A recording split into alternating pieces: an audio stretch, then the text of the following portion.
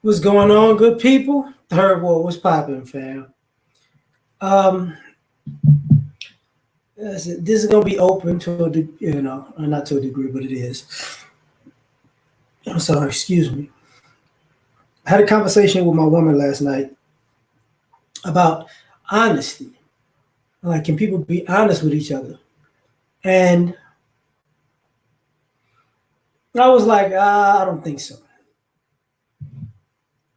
So I wrote down 10 topics that come to mind about us as Black people being honest with each other. You know, first and foremost, number one is daddy issues, mommy issues, and family issues. Number two is feeling old versus wanting to be white. Number three is different ages have different successes. Number four, the responsible versus the recreational. Number five, Black culture versus degenerate culture. What's up, Edmore? What's up, Damon? You know, what's up, David? Faith, what's happening? Lewis, what's going on? Frank, what's popping? Number five is an out of context hatred. Number six is the hypocrisy is rampant. Number seven is self-hatred versus validation. Number eight is being behind and building. And number nine is dragging people down and propping others up. What's up, Kizzy? So, somebody hit me up. So I'm gonna start with number one. Major, what's popping? You know, number one is very simple to me. You know, daddy issues, mama issues, and family issues. Raiders was popping. Can we be honest about?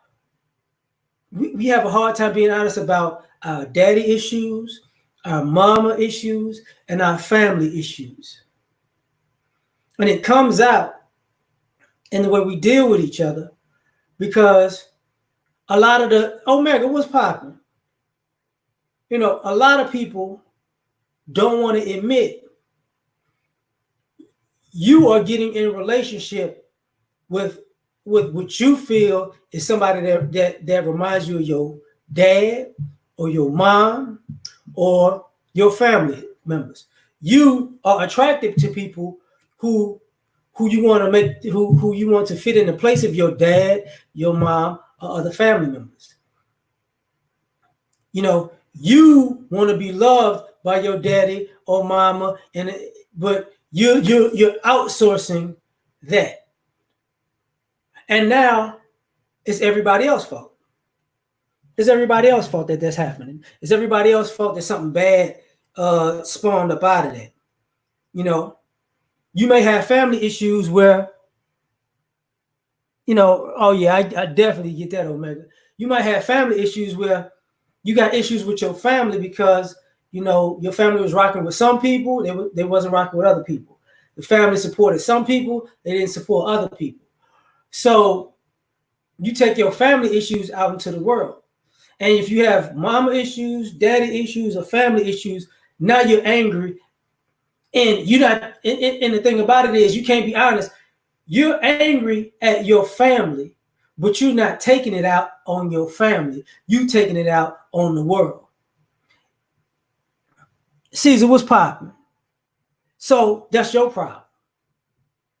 But when people are trying to, but you can't be honest and say, I'm acting like this because of, my family issues. What's up, John?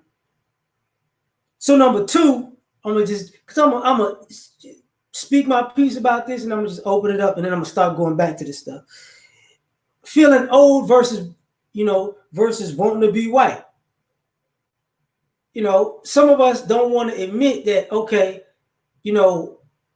I grew up in a Black family.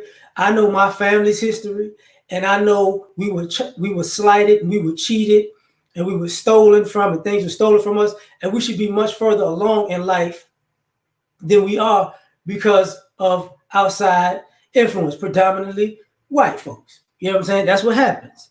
501, what's happening? All right, Jizzle, thanks, fam. Doug, what's popping? You know, just want thank you, fam. So that's where we at with it.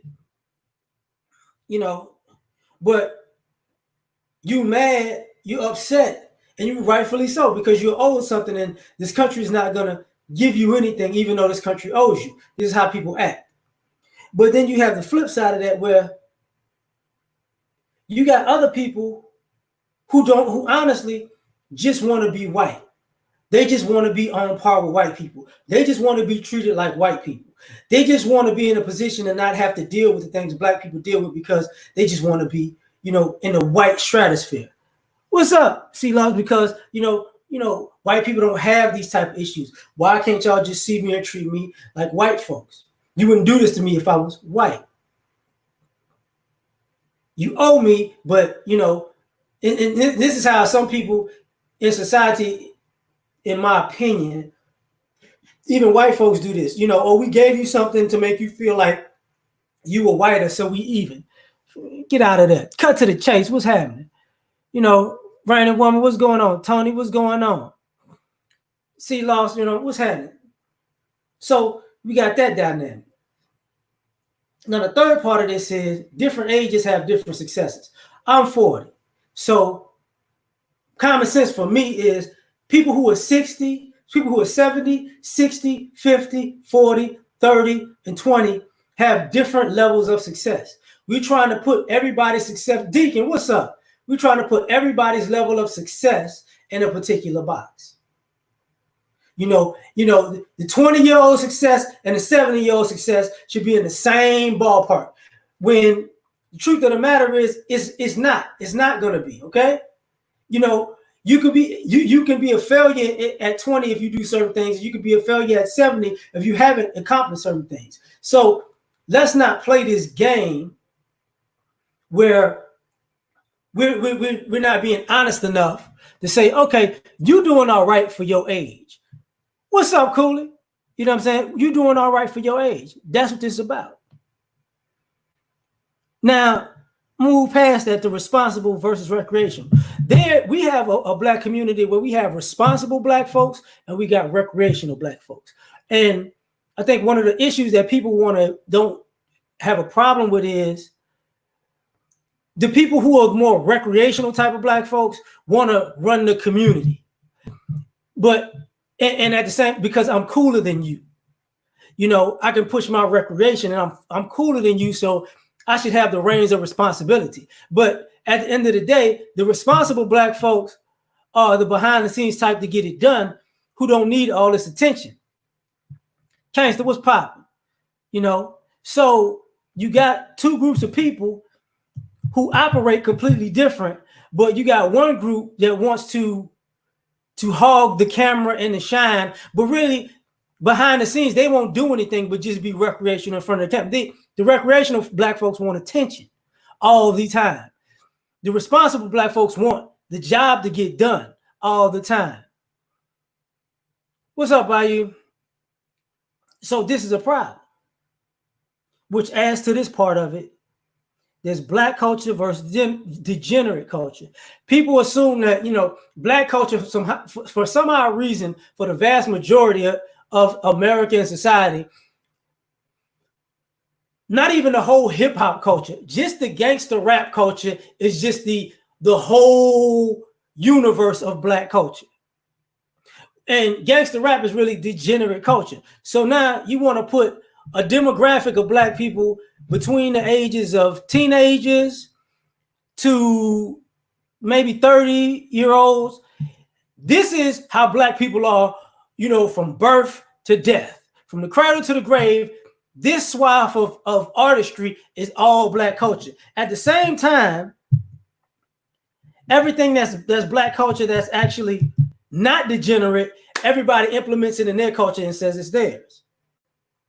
So, and then nobody says, man, but that's what black people used to do. That's what black people used to do. That's what black people did back in the day. They don't do that no more. Black people don't do that. See, black people do this. And this becomes a problem, because even when going back to the recreational, Aubrey, what's happening? Going back to the recreational talk, it's a lot of recreational black folks who try to put the degenerate culture on black people. This is what we do. This is how we are every day of the week, 7 days a week, 24/7. That's not true. Now, which gets to the next part I was talking about was out of context hatred. See, people have a hatred towards us within our culture and outside of our culture because of things out of context. People want to make up reasons to be mad, and even though people are so far gone. When you speak on black people, on our people don't do the full. People are lazy researchers with us. So I said this got to be true. I was listening to Undisputed right before I started this with Skip and Shannon, and it was like, the ADL says Louis Farrakhan is anti-Semitic, and they've been saying that for years. But one of the things they quoted him on that Skip was talking about was something that he didn't say. So here's the thing. The responsible folks aren't seeing. Here's the things that he didn't say. It's the fact I'm going to put this on you because this is the point I want to put on you. Nobody's actually going to research this because you're black. I can hate you because of the research nobody's going to put in. They're going to do halfway efforts because you're black. Black people, we do it to each other. Oh, man, that's not what happened. This is actually the historical fact. Oh, well, I thought that them other white folks told me this. Okay, because you believed it. Even when we get to the historical thing about even online with the civil rights thing and the feminism thing and the misogyny thing, all of this stuff is out of context history. That something happened 50 years ago, and now you're gonna put it into today's context of everything that you have happened today that doesn't even connect. Or you saw a movie and the movie was out of context, but now it becomes historical fact. But you don't want to look into the historical fact because it messes with the movie. You get what I'm saying? That type of stuff. Now, which is why the next part of it is the hypocrisy is rampant. Because what a lot of people are doing that we're not honest about, a lot of us are just complete utter hypocrites. But when I'm a hypocrite, see, this is the reason I'm doing it. I'm gonna say you doing something, but I'm doing it. You doing it because you're a bad person. I'm doing it because I made up my own exit plan and exit strategy of why this is not, I have a different circumstance than you. And some people do have a different circumstance. Alviz, what's happening? Some people do have a different circumstance, but more often than not in our community, what winds up happening is, what's up, Keenan? What people wind up doing is a person who had a better life than a person is trying to say they had a harder life than a person, and the facts don't play that. Which brings me to another point. Self-hatred versus validation. What's up, Shane? See, a lot of people don't want to admit that there's a lot of self-hatred, and people want to get a pat on the back for self-hatred. I don't like myself for whatever reason, and since I don't like myself, what I need you to do is pat me on the back to make me like myself, to give me a self-esteem, and then I won't act like, and then it'll stop me from acting like I don't have sense. Cynical, what's popping? So, which is a mix about the last two. But being behind and building is a historical thing that's happened to us. Like, the one thing I don't understand about us not being honest is, okay, we're not building. Well, here's the thing. If you went from 100, from 1920 to now 2020, in 100 years, where are black people compared to where America was in its first 100 years? Because we've always been building, but we're definitely behind because we haven't started building with everybody else. Everybody else in this country, had a 400 year head start. So yes, truth of the matter is we're behind in building. We're gonna be behind in building. Like that, here's the reality of it. If we celebrating Juneteenth last month, that becomes a problem because, oh my God, nobody took into consideration about 100 years. And we need to stop listening to the other countries. Well, see, you need to be further along. Why are you going to listen to the people in America who make sure they sabotage you even when you're free about how far you should be in life? That's stupid. But it's going to end with this part. Dragging people down and propping others up. Can we be honest that we have an issue with dragging people down? What's up, Apple? We will drag people down. The wrong people, mind you, normally we're dragging the wrong people down. Producer, what's happening? But somehow we propping people up. And the people that we propping up, it's like, they propped up and over time you look back like, how did they get to this position? You put them in that position. We need more people like this type of person. That's the type of person you drag down, remember?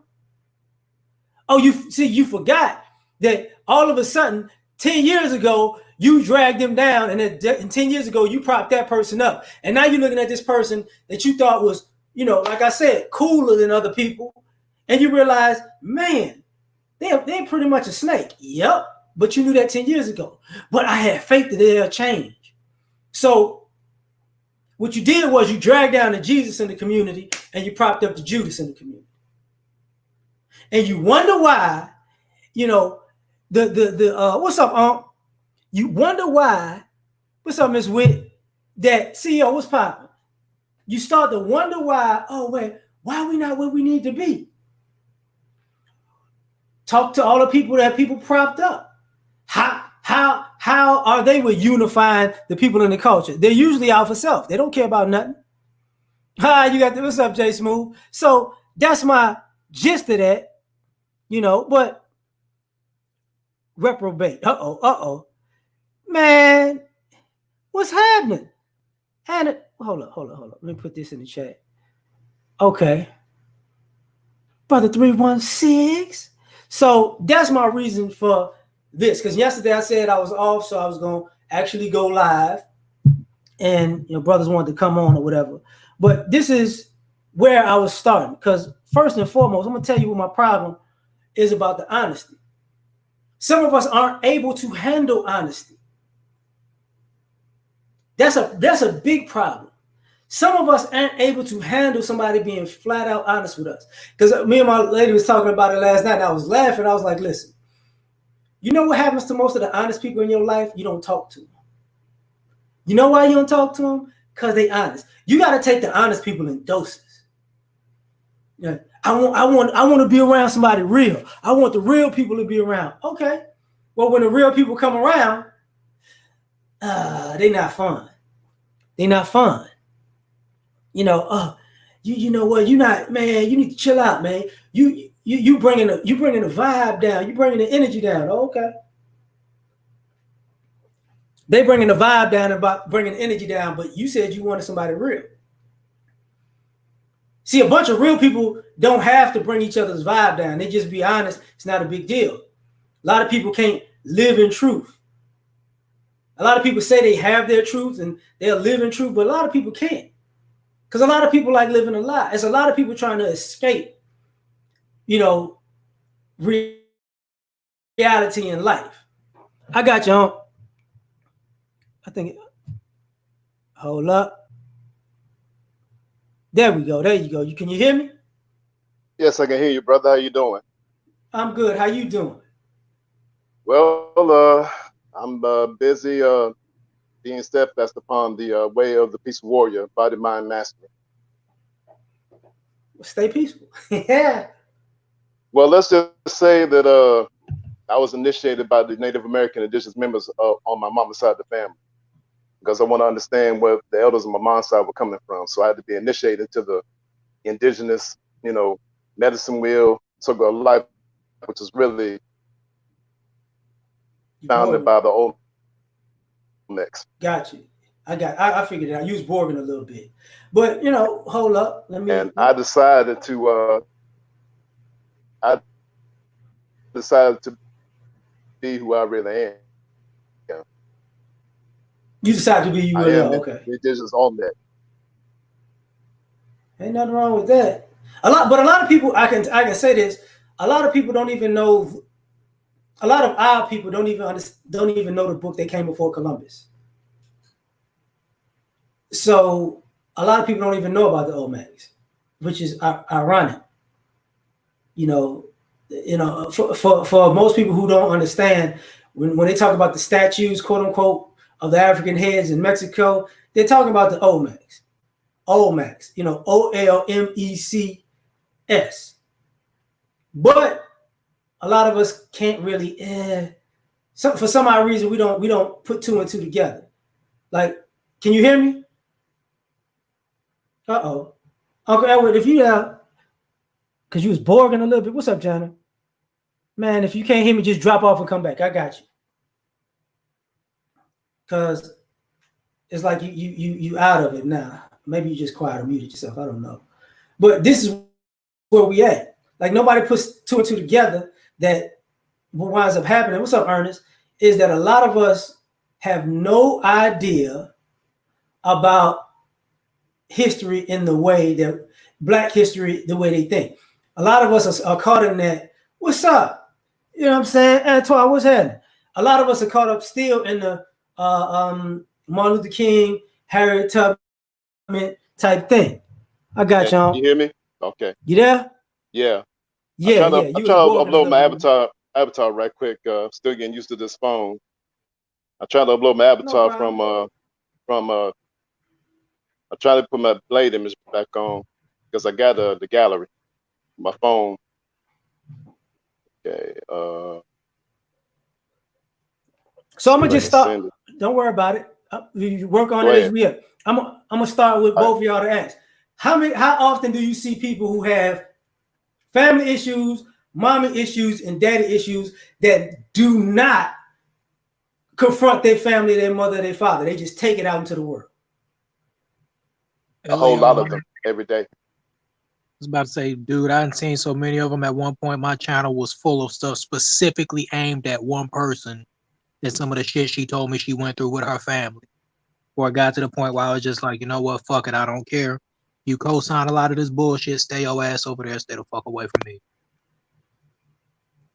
So you see, this becomes one of the things about just our community and honesty in general. Like, can a lot of us? Well, I can't. I'm saying, let me calm down. A lot of us can't admit the reason why we're having issues as far as communication with interpersonal relationships or social skills is because we haven't dealt with our own family issues.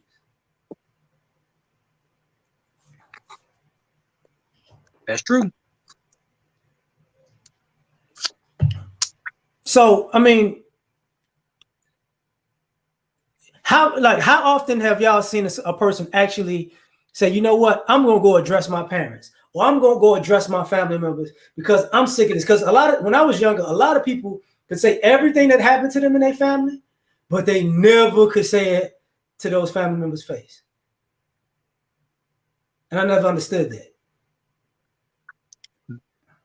There are only a handful of people I know that have done that out of all the people I've met. Only a damn handful. And not shit, I'm saying handful, like 3 or 4 maybe. And then the rest of them, like some of them try, but not just people with issues with their parents, but the parents sometimes they ain't man or woman enough to talk to their fucking kids about the shit that they did that was fucked up. It was the post I saw online yesterday. Um, somebody's mom, somebody's mom said something to him, and the mom didn't remember him, but the kid did, and the kid grew up and quoted it exactly what it was. And the mom was just like, "Wow." A lot of these parents like to duck and dodge shit, whether it be uncomfortable subjects like how you mentioned in your videos. For example, some of these moms might know their kids are being molested and don't want to say shit about it, even to the damn daddy. But then it's also stuff like the kids' preference as far as significant others and all kinds of other shit. A lot of folks don't want to look in the mirror and see what the fuck things really are. They want to choose temporary happiness with a whole bunch of lies rather than deal with the unpleasant stuff up front and then actually be really, really happy. And that's why a lot of these folks out here got some of these problems they do now, where they coping with all these damn drugs and sex and all this other shit, and then at the end of it, they still feel empty when they come down when the orgasm wears off. I knew you muted yourself. Go ahead and say what you got to say, fam. You got it. Hey, who you talking to? Me, L.A.R? Salute, L.A.R. You talking to me? Yeah, I'm talking to you. Over there, it sounded like you're running the sink over there. Hey, listen, I'm in the shower. Give me 2 seconds after I drive, because I listen, I'm going to kill this conversation, but give me 2 minutes. You got it. All right, salute. Now, one of the reasons I brought up this conversation is because of the conversation I was having with my lady last night, and which cracks me up, because truth be told, I don't think men and women are being honest with each other and can be. Like we were clowning about this last night, and I was like, listen, I'm gonna tell you why. She was like, you think a man can be honest with a woman? I was like, nah. I was like, and she was like, what do you think it's like? I said, it's like being honest for a man most times is like having a conversation with a woman. Is he bigger or better than me when talking about her ex? That is just not that's not a place you want to go to. You just don't want to talk about stuff like that. What's up, NC Worker? You know what I'm saying? And what I noticed over time is a lot of us would rather go along to get along, not necessarily because we feel with the truth are exposed about ourselves, if you understand what I'm saying. Because a lot of us can tell somebody the truth about them, but the irony of it is we can't receive the truth about ourselves, which is crazy because we should know the truth about ourselves. We should know how we get down, but that's just my opinion. Half truths, I feel you. You got to see, my bad. Yeah, that sounds about right. A lot of people can't handle the reality that they're not as great as they think they are. They're not as smart as they think they are. Life isn't what they think it is or what they keep trying to pretend it is. It's something. I say that much. That's about all I can say right now. They're happy being ignorant. Willfully ignorant. Ignorance is bliss. But the irony of that is the people who try to snatch you out of that ignorance, we don't like those people. And those are the very same people we run back to over time. You know, I should have listened to you. They ain't got time to listen to your I should have listened to you speech. You know, the crazy. You got it, my bad. I was about to say, the thing about that is, and I'm not entirely sure if you've had this happen. I know I've had people, why didn't I listen to you? I can't believe you're not dealing with me anymore. And they know why I'm not dealing with them, because they went along with the bullshit. And after a while, you get tired of talking and fight. You said this in another video. You get real fucking tired of talking and fighting with somebody who's grown about doing the shit that they're supposed to do. I had it was a girl I talked to a while back.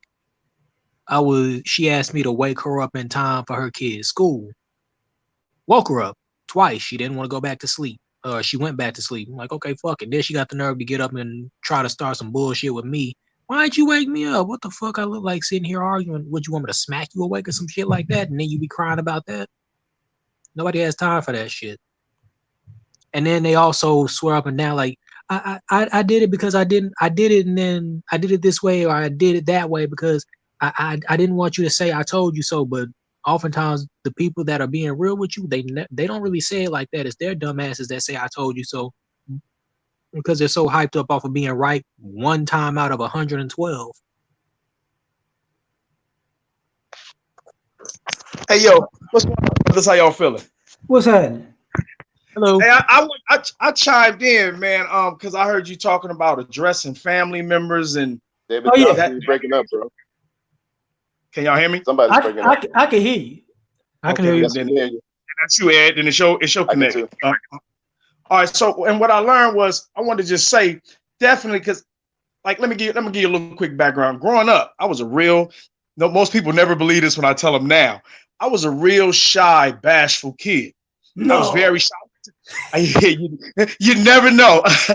listen, this is how the asshole was created. Let me tell you. So listen, I was so shy. I was so shy. I was this type of shy. You could have your foot on my, you could be standing on my toe, and I would be trying to figure out a nice way I could get my foot from up under your foot without bothering you. This is how shy and bashful I was. So as growing up, I was the sweetest dude. That's why it wasn't hard for me to stay on point. I just had to learn some things. But growing up, friends lie. I could tell you stories all day of me getting the short end of the stick. And after a while, I would just be quiet. I just wouldn't say nothing. After a while, I sat down and I prayed, because me and God, we've been doing our thing the whole time. That's why nobody can't tell me shit about God. He's been my only backup the whole time, so I know he's real. So I'm talking to God, and as I'm growing up and I'm going through these issues, I'm like, Lord, why do you keep letting these things happen to me? I'm not doing anything wrong. I'm a great person. I help people. I beat up bullies. I'm doing all the right stuff. Yet every time I look up in a lot of scenarios in my life, my family, friends, people I'm always getting caught up. And so then what God told me was, he said, check this out. He said, you can either tell them folks, rebuke them folks, which basically what I'm saying. He said, you can either tell them folks where they wrong at, and they'll be made. He said, no, that's what I'm saying, right? Johnson, you're still breaking up for some reason. I think that's you, Ed. He clear. Oh, yes, yours always Borg. I don't know. Yours is Borging today, not always, but. Okay, you're right. So listen, hey, nephew, let me say something right quick for handle the chat, if you don't mind. Yeah, you Borging. I'm gonna just let you know. Go for it. Borging. Okay. So a race that does not have race involved with faith. I can't hear. Did y'all hear that? I don't know. You bored. What means, but you sound like somebody's playing a banjo with your channel. It's because you on the phone. That's what it is. You Morgan Freeman. Like you Borging bad. Every time you talk, it does that. Just bounce in and come back out. I'm gonna be here for a little bit, so right. just bounce out and come back in at a certain time because it's Borging too much. Yeah. So okay. So then listen. So then God told me. He said 2 things gonna happen. He said either you're gonna let them do what they want to do and continue to be quiet, and I'm gonna be pissed off at you, or you gonna tell them the truth about themselves. And no, that's what he said. Let me say I said it wrong. He said either you could tell them. He said either you cannot tell them anything and go along and get along, and they may accept you for a moment. They're gonna eventually show their true colors, but I'll be mad at you. He said, or you can tell them the truth, and I'll have your back, and they'll be mad at you. And if you can tell by the name of my avatar now, you can tell what I started doing. And believe it or not, that is where I got I got great communication skills. And what I learned was I know it was God. It was exactly what he said. The moment I started everybody loved. I got a lot of love now. The moment I started telling people about shit they're doing to me, wrong shit. It's not like I'm just jumping in your business, telling you shit because I see it. No, this is shit you're actually doing to me. And I noticed exactly what he said. The moment I started talking to people about the shit they were doing wrong is the moment I became the bad guy. Now, what I learned as well, though, is from dealing with my family. This is why I can come online and I'm so fantastic at being patient, articulating, not really being mad, because I got understanding now. I went through all that in my earlier years dealing with my family. And believe it or not, like a lot of them right now to this day don't like me to this day. Like they ain't never changed at all, and they wasn't going to change. And I had to accept that. Like a perfect example, I was watching a story on Jason Mitchell, my boy from the Chi. Are you familiar with him, L.A.R? I know. Yeah. And I had heard a bunch of different stories about him getting fired. I'm still coming to just believe it the same thing. I'm talking about men and communication. And I thought he had gotten in trouble for something he did. And I was listening to his story on the Breakfast Club. And he was basically explaining, I'm not saying he didn't lose his cool, people didn't push him, but what happened was a little bit, he was being a man, saying things passionately. What I'm learning too as well, too, with black men, I'm learning it's a reverse game on us. We can't be passionate. We get in trouble for correcting things. We get in trouble for standing up to things. We get in trouble for being passionate. I'm noticing every time anything we say is wrong, and it makes sense, don't get it wrong. I see the game here. I see society manipulating women to constantly snatch our nuts from up under us where we can't talk, where we can't say, because like I said, I've learned like with racist people, they don't want to stop the crime. They just want you to be quiet about it. They're totally fine with killing you, hanging you, murdering. They're totally fine with that. Just shut up about it. Don't tell nobody. And this is what I'm learning with not just with just women and people. This is how fucked up people who fuck up. They want to continue to fuck up. They just don't want you to say nothing. And I'm a firm believer in silence is violence, because what you do is you enable that person. You tell that person by not correcting that. Even the Bible tells you, Ephesians 5:11, it says, have nothing to do with the deeds of darkness, but rather rebuke them. Right, rather expose them. So your job is to point that out. Like, perfect example. If I don't say anything about the molesting uncle, he can go on to molest somebody else. If I don't say anything about your behavior, you will continue this dysfunctional behavior. So it's a manipulation game to keep you quiet. But like you said, L.A.R., I'm coming back to what you said, but I got practice from dealing with my own family. And believe it or not, it was what God said. Like, I didn't know why I was unhappy until God told me to start telling people about themselves. Then it was just like he said, me and him became good. They became mad. And I'm totally good with that. Now I appreciate that. I'm finna get to the second part, because this is for me the most controversial part. Okay. About can black people be honest with them? Can we be honest with each other? With each other? How many of us are feeling old versus some of us wanting to just be white? See, because a lot of us, like I said, a lot of us feel old and justifiable, but there are a lot of us who just want to be white. Right. And I see it all the time. If you not want to be white, you want to be off-white. You want to be Hispanic. You want to be Asian. You know what I'm saying? You want to be Middle Eastern. You want to be everything but black. Right. So let me go ahead. Like no matter what. Go ahead. So you got it. I was about to say, and just like L.A.R., like they tell us, like they never hesitate to tell us as brothers, no matter what you think you are, okay, you ain't black, but guess what? You ain't one of us.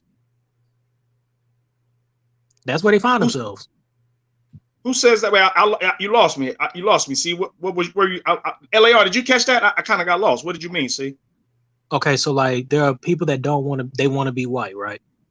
Mm-hmm. And people, like, for brothers that date out, for example, that wind up dating out because the community didn't want shit to do with them. The community will they'll never miss a chance to come out and say something along the lines of, okay, you with them, but guess what? You still a nigga. They don't care. But guess what? You want to be white. You ain't one of them either. Mm-hmm. You just trying to fit in with them and kiss ass because you hoping it'll get you somewhere. And they don't respect you for it. Let me interject right quick. Let me say this. What I've learned too, this is why I constantly tell our people to get get mental therapy, get some psychotherapy. And I don't say that joking. I'm dead ass serious, because make no mistake, let me explain. To their defense, it's a combination of both. When you're constantly shown that you're nothing, you'll never be nothing by your other brothers, by your women, by the children. When you're, and I'm saying, and no, we always want to be, and I'm tired of, I don't like having to curb my speech. Like, at the end of the day, black men get it the worst. That's just a fact. I'm not saying that because I'm a black man. If I was a woman, I'd say that because I'm paying attention. And it's hard. You're hard. And I'm going, to the defense of black people, period, though, not just men. It's hard. And I'm not defending it because I love being an underdog. But I understand. Again, I tell people you can understand something without condoning or condemning it. And I understand that society and everything beats you down for being black. And I'm not justifying it, but I understand why sometimes some people want to get away. Some people just want to be human. They just want to go to work, live their life. And I'm not one of those people. I'm not afforded that type of luxury. I got to be on the front lines. But I understand that some people just want to live life and be happy. They're not really trying to make these mistakes or be in violation. Some people are just sincerely trying to find happiness and getting caught up in this. And I'm not justifying it, because at the end of the day, I believe in being proud for what you are. God don't make no mistakes, and make no mistake. I know we're the greatest people on the planet. And the reason I know we're the greatest people on the planet, because I watched the effort put in to keep us on the bottom. And I'm just saying, I understand that everybody isn't as strong as we may be. So some of those people fall victim and end up selling out or giving in. No justification, just understanding I'm giving. No, don't get it twisted. Like, a little bit of the nuance is this. In all honesty, a lot of people want to escape being black to be white because they look at white people as people who don't have to deal with adversity. They don't deal with racism.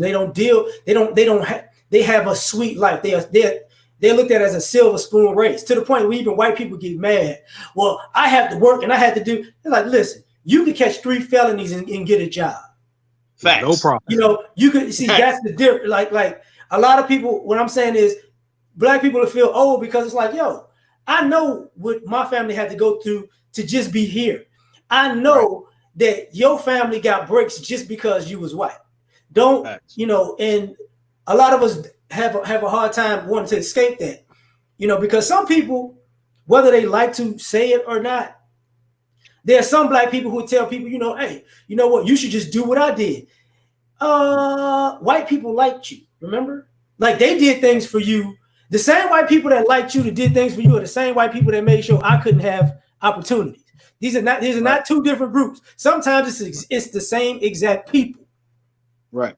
You know, what I recognize L.A.R. is a lot of people. I did a piece on this the other day about rulership, and what a lot of and it make, again, you know, another reason, another justifiable reason for us is we've always been on the bottom, so we don't understand how rulership works. And so a lot of this, and I'm here again, I'm not just because I put my foot in our ass. I'm at the end of the day, I'm just telling you understand it, because I will get right off of here with understanding and getting one of our people ass who's saying some of this dumb shit. But I still always in the back of my mind, I always understand that we don't have a rulership mentality. We have a slave mentality. So in a slave mentality, massa is always the best. Massa is always greater. We's can't never be better. That's a slave mentality. And make no mistake, the rulership class, they do that. There's a reason why they air killing your people. But we at war with Middle East. You never see one Arab get shot down. There's a reason why they air your people getting shot. Even though we know other races get shot, it's a reason, because at the end of the day, the rulership class has to keep that dominance. They have to trap your mind. They have to defeat you mentally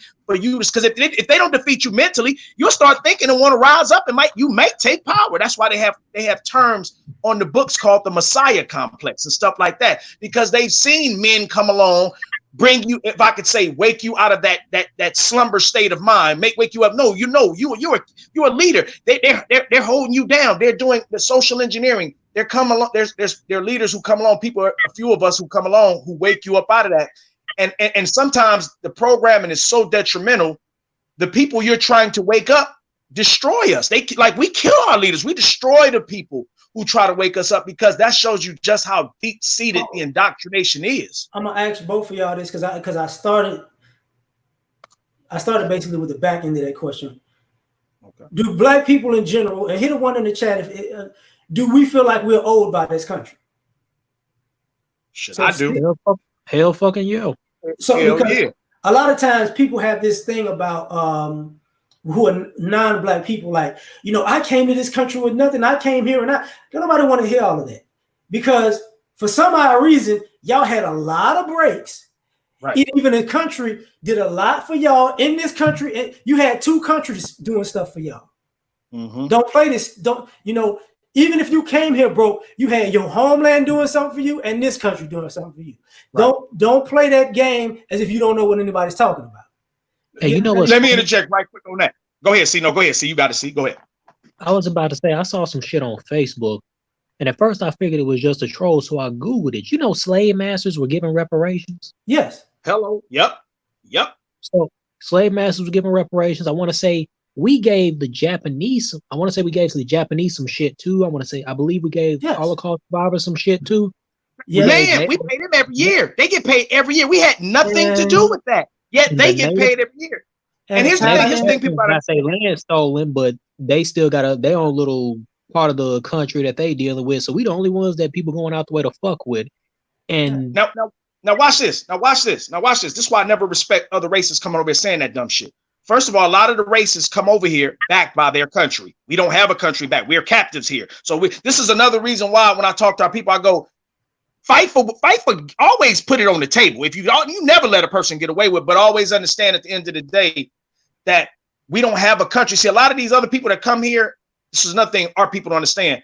The U.S. has policy agreements. And see, policies and all that's politics. It's the stuff we don't study. Politics, economics, and history. Shit that run this planet that people won't check out. A lot of these other races come because America has deals with your country. So of course you can come here and even if they don't give you a loan where they're redlining us, keeping us from getting loans, but they're giving you other people loans in our neighborhoods. Even if they don't redline us that way, you get to come with funding. You know, your country may give you money to come over here and open 10 businesses. So it's totally disingenuous for any other rate. And then not only that, then the minority, they've been playing off of the minority money that was supposed to have been for us. All them other races been getting that since day one. And make no mistake, America enabled that on purpose, because America had to figure out ways to give these companies, these countries they got deals with, money. So along with setting up businesses in your neighborhood, they also allowed them to get some of that minority money. Want to throw something out there? Go ahead. All right, so here's the thing about us with our folks in the self-loathing thing that they don't take into account. Usually because of them being short-sighted, just ignorant altogether. You know, they think that the European descendants don't have shit bad going for them. But what they don't realize is that a lot of them in this country, they're like the Fire Nation. L.A.R, I know you watched Avatar. Yeah. I have to. Okay, perfect. So remember when Zuko finally confronted his dad and he said, man, I used to believe you when we were kids and you told us how what we were doing was going around sharing the greatness and how great we are with everybody else. But I've been to these other countries and they hate us. They're afraid of us. They want to kill us. That's the same shit that's going on with some of these other countries. They swearing up and down shit's good, trying to pretend like Lady Griffin said, everything is fine. Keep watching the television programming. And what's eventually going to happen, which is why a lot of folks are getting scared, the coronavirus caused people to have absolutely nothing better to do, which is why everybody's so pissed off and jumping out about a brother getting killed. Otherwise, they go right back to normal. But this shit right here is giving them nothing better to do but look at them and see how fucked up they really are. And sooner or later, they're going to get to the point where they're like, wait a minute, if they do that to us, if they do that to them, they'll damn sure do it to us. And then they'll look back over history and be like, oh, fuck, they already did it to us. And see, something else I learned too. Like when people compare us to white folks, I'm like, all right, so listen, you do know how white folks got everything, right? They raped, robbed, killed, and murdered. So I'm basically saying, are you saying we should do the same? If you want us to be in power the way they did it, are you saying we should do that the same way? Now, let me say this. No. Let me say this. No, Wait, let me say this. I give it right back to you. Let me say this. I give it right back to you. I'm not saying we should do that, but let me just say this. This is what I have learned about, because like I said, another thing we need to learn is rulership. We need to learn rulership. What I've learned about rulership mentality is, even for those few white folks that might come and actually might protest and might actually say this is wrong and file some paperwork, the overall majority support each other. Donald Trump, no offense to Trump, I ain't got to beef with it. Politics is politics. Trump said, grab him in the pussy, and 70% of white women voted for him because they understand rulership. Like, right or wrong, like I might come and check L.A.R in the background, but I'm not going to check L.A.R when it comes to dealing with another race. I'm going to stay on code, as we say. I'm going to stay on code with L.A.R. And then when we get back, we might have to have some inner dealings with L.A.R. But for most parts, in front of everybody, L.A.R. can do no goddamn wrong. You know what? I'm a segue because I was thinking about something, but I'm a segue out of that about the next question. About honesty, about us being different ages have different successes. You know, can we as black people be honest and say, motherfucker, everybody ain't successful the same? It's supposed to be the same way, because we keep thinking, okay, we're gonna depend on the youth to bring us out. You know, we need to open more businesses. Hold up, listen. A 25-year-old business owner and a 55-year-old business owner, they got two different levels of success. Facts. And mindsets. Right. Facts. Like, big facts. When we looking at how we're looking at society, or if you at this place, you know, like in regular, if you 18 and you graduate high school, you're normal, right? You graduate college by 22, you're normal. You got a job or you start a career in your 22 and up, that's, normal on the path of going in the right direction. A lot of us, we tripping on being honest about it. You want to go off the beaten path, fine. But if it works for you, great. If it doesn't work for you, don't come crying about it. Facts. And here's another thing. You know, you say a lot of the generations want to rely on the youth. Take a look at what the fuck they're doing to the youth. They're not teaching them. They're using their names and fucking up their credit growing up. How the fuck are they gonna grow up and learn this shit to run it in the first damn place? That's part of why this damn corona. Another thing I'm honestly happy about as far as this coronavirus.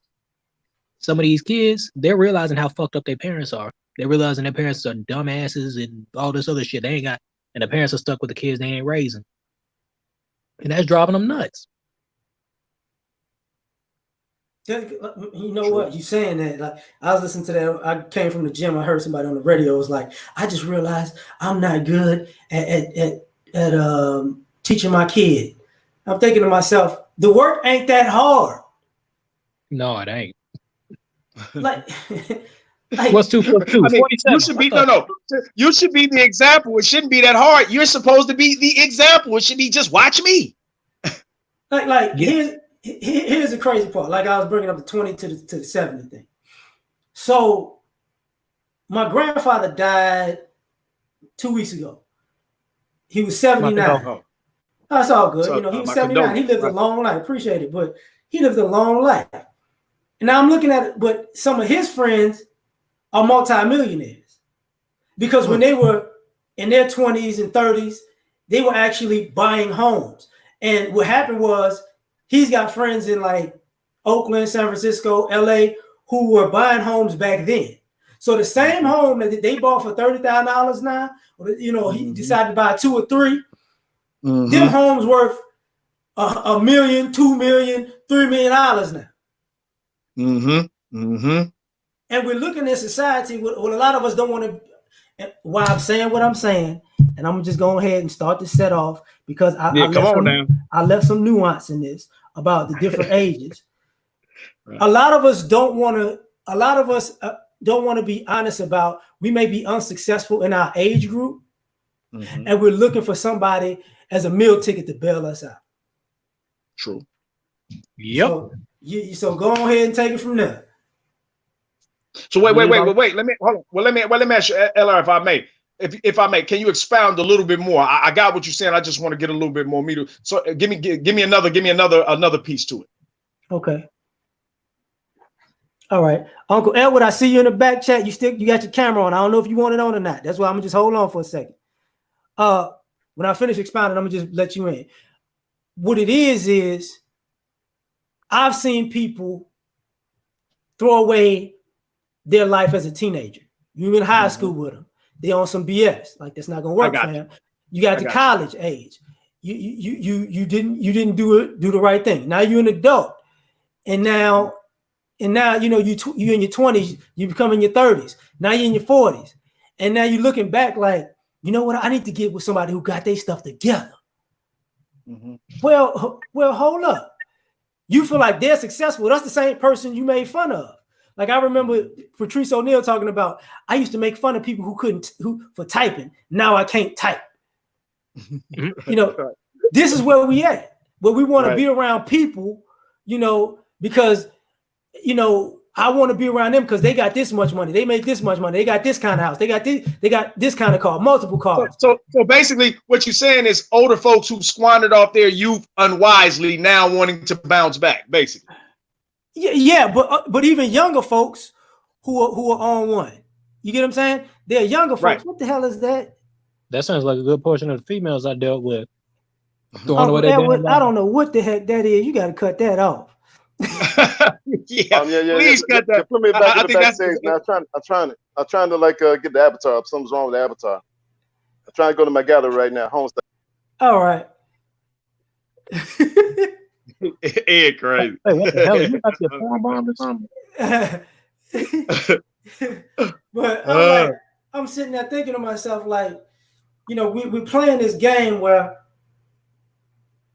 you're telling people how much they are worth and they're supposed to be worth. Because I look at it in reverse. If kids in their 20s or in their 30s, kids in their 20s or a young adult or an adult is in their 30s, where they probably should be at to be on a good path. But now you're looking at it like I'm looking at it like, okay, let me be honest. Some of y'all succeeded, some of y'all exceeded expectations, and some of y'all failed, and some of y'all completely screwed. You know, but when I see young people I come across, I'm like, yo, you doing good, man. Where you at, you doing good. Stay on this path. You gonna only get better. Right. But then people say, oh, you're not good enough. How the hell they not good enough? They better than you when you was at that age. Not good enough, but they wind up So you talking about? Are you just talking about older people hating? If I could summarize, if I could, simplify it. Are you just talking about older folks hating on younger folks who doing better? L.A.R. I'm talking about older folks hating, but I'm also talking about younger folks hating too. Because let me say this. Let me say this. I did a piece the other day on rites of passage, and I was really, don't get it wrong, I was giving the dynamic of the young versus the old, because I always tell people this all the time. The old and the young need each other. The old need the young for their youth and strength. The young need the old for their wisdom and experience and insight. This is how we keep our people sustained. Because, like, perfect example, if we never pass the information down of how we cured, let's say, the flu, if we lost that information, we could look up and that the flu could become a pandemic again if somehow that information was lost. Right. It's like how octopi are. They live like 3 years, but it's mainly because the mom basically chooses to starve to death while watching the kids. But they're like, I think they got 5 times as much brain power as a human. It's just they throw their lives away so they're not around to pass the info on. That's partially what I'm talking about. Is this idea that, okay, when you were 13, you thought a certain way. When you got to 23, you was like, that was stupid. You get what I'm saying? Then when you got to 33, you know, oh man, you know what? If I could tell my younger self, I would tell myself this. But I'm seeing people. Yeah, go ahead. No, I was saying when I was doing my piece, I was saying this too. I always say this too when I'm talking. I was talking about young versus old, and I was trying to tell the young folks, because I have a problem on both ends. I'm fair. I got a problem with old folks telling young folks what they can't do because they was too scared to do it or too lazy to do it, and I got a problem with young folks thinking they got it all figured out. When I'm like, listen, I tell younger folks this. Like I said, I'm equal on both ends, but I say when you get 30, that can be one of the most dangerous times of your life, because you're smarter than you've ever been, but you're not as smart as you think you really are. You know what I'm saying? So sometimes that's dangerous. But what I always say is, when I'm doing that, I always tell people, when I'm making contrast, I'm never talking about the fools. Like, I tell people there's plenty of young fools who grew up in the old fools. And I think that's who you're talking about, L.A.R. The young fools who grew up in the old fools, and they're trying to poison the next generation. I tell people I'm never talking about them. Anytime I'm talking about listening and dealing with, I'm never talking about the old fools. They're not even in the conversation, because we're not even supposed to be talking about them, because they fucked up, unless we're just trying to expose. Well, that's part of it. The other part of it is what, and I'm not communicating properly. That's my problem. The other part of it is we're not telling people, like when you're talking about rites of passage. If you're 20 and you're doing this, you're doing good. If you're 30 and you're doing this, you're doing good. If you're 40 and you're right here, you're doing good. Right. Because we're trying to say, oh man, you should be a multi-millionaire by 23. That's not reality. That's hating. Hey, listen, that's subconscious hating right there. Exactly. You gonna give me a mountain to climb, your monkey ass. You didn't climb climb a hill, but you gonna give me a mountain to climb. Yeah, that's an unhappy older person looking to spread some of that unhappiness. That misery loves company. That's all. But that's what I mean by when I say the young people hate too, because younger people will tell somebody else, oh, I should be with you should be here and you should be there. How you gonna tell me I need to be somewhere you ain't? Right. And I got something else I could throw in there. It's not just financially; it can be romantically and in other areas too. Pointed out, I've seen it. Plenty of these old females and old dudes telling these younger generation all this dumb shit, and then they carry it out there, and they wind up fucked up just like them. And then they sit there with that look on their face. Oh well, I ain't tell you to do all that, bitch. Yeah, the fuck you did. Exactly. Right. See, what I learned is I tell people this all the time. This has always been one of our problems as a people. I see it now. Like, people think stuff is new. Everything repeats itself. We always let too many of the idiots have airtime, and we don't listen enough to the people with sense. And I understand why. Hold up. Go ahead, L.A.R. Hold up. So let me just segue to the next thing. Because can black people be honest with each other? We got recreational Negroes versus responsible Negroes. So go forward. Facts. Go ahead, see. I'll let you get it. See, I don't want to hog it. You got to see. I come in after you. See, go ahead, see. All right, recreational Negroes versus responsible Negroes. Yeah, that's a bit of an issue, and unfortunately, there's too many laws in place protecting a recreational Negro. Bunch of dumb motherfuckers. Yeah, I'd be able to smoke and drink and do all this fucking. Look, L.A.R. You know how I mentioned, I already hang out with all kinds of different people in different lines of work. Recreational pharmacists, friendly ladies, fucking. I met several entrepreneurs too. And the entrepreneurs, they do, like, I sit and talk with them, like, wow, you make this much money compared to, what I make. And then, like, the entrepreneur, she'll sit there and be like, you know what? Yeah, you're right. As opposed to the very friendly lady that'll make $1,000 a night and then blow all that shit by the next afternoon. Just doing a bunch of dumb shit, trying to smoke and drink and all this other shit. Like, her life situation could have been drastically improved. See, and that's the problem. We got too many recreational dudes with voices. See, like, I said this on my piece the other day about rites of passage.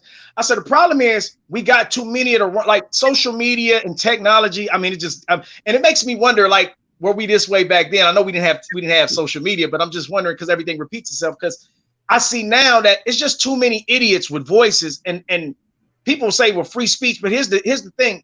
That's dangerous, having too many idiots talking, because you have a lot of susceptible minds that are being molded, and they're taking this information in and it's imprinting on them. So that's why I always say we need to start and I don't know how you can do that, but that's the problem. We need to figure out ways to silence the idiots, and that'll keep some of this goddamn foolishness down. Bring back the dinosaurs. Bring back the dinosaurs. Camera on, fam. I don't know if you want it on or not. So I'm just letting you know that. Hi, how are you? You gotta see. What's up? Hi, guys. Okay. I see you. Go ahead, speak. You got it. Oh, okay. So today, I was entering the studio because I want to be on a video. Well, that's a kid, huh? How old are you, man? How old are you? Hello? No, I talk. No, I don't. Take your time, sister. Take your time. I don't ask anyone how old am I. Do you have anything to add to the topic? Yeah. Okay, go for it. So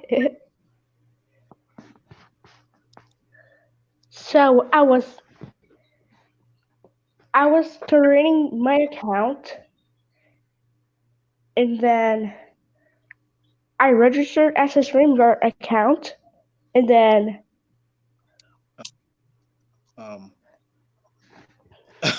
you're gonna have to pause, fam. Come back. Just come back later. Hey, nephew, let me say something. Come back again.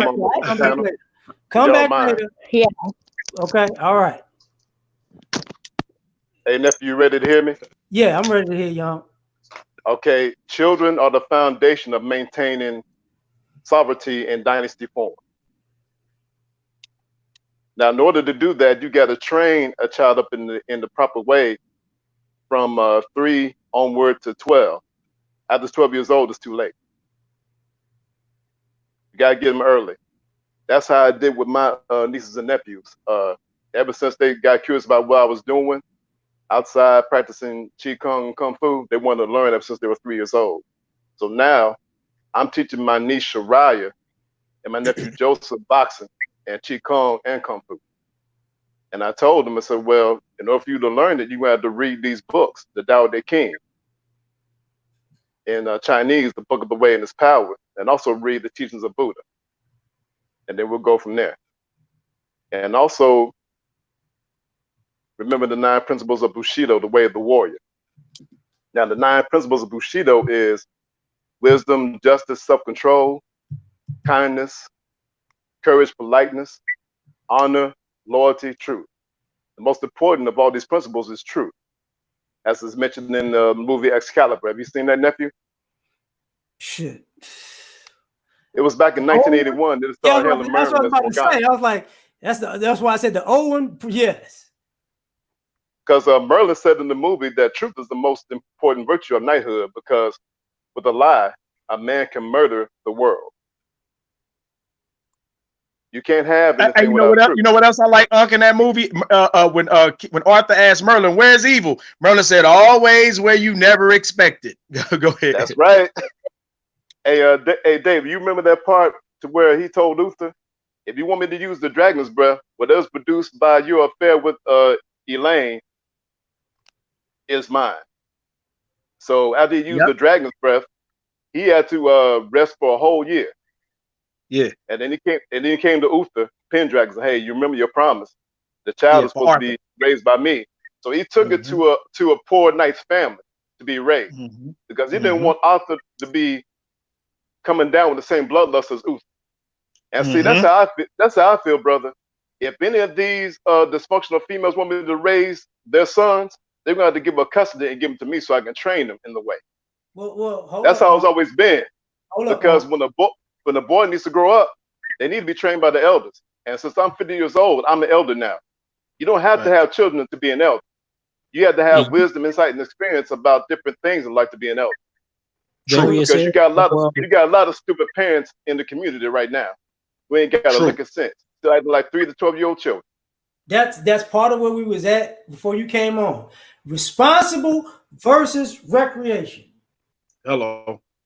Back on top. And we're too focused on recreation right now. Hello. We want to feel good instead of do good.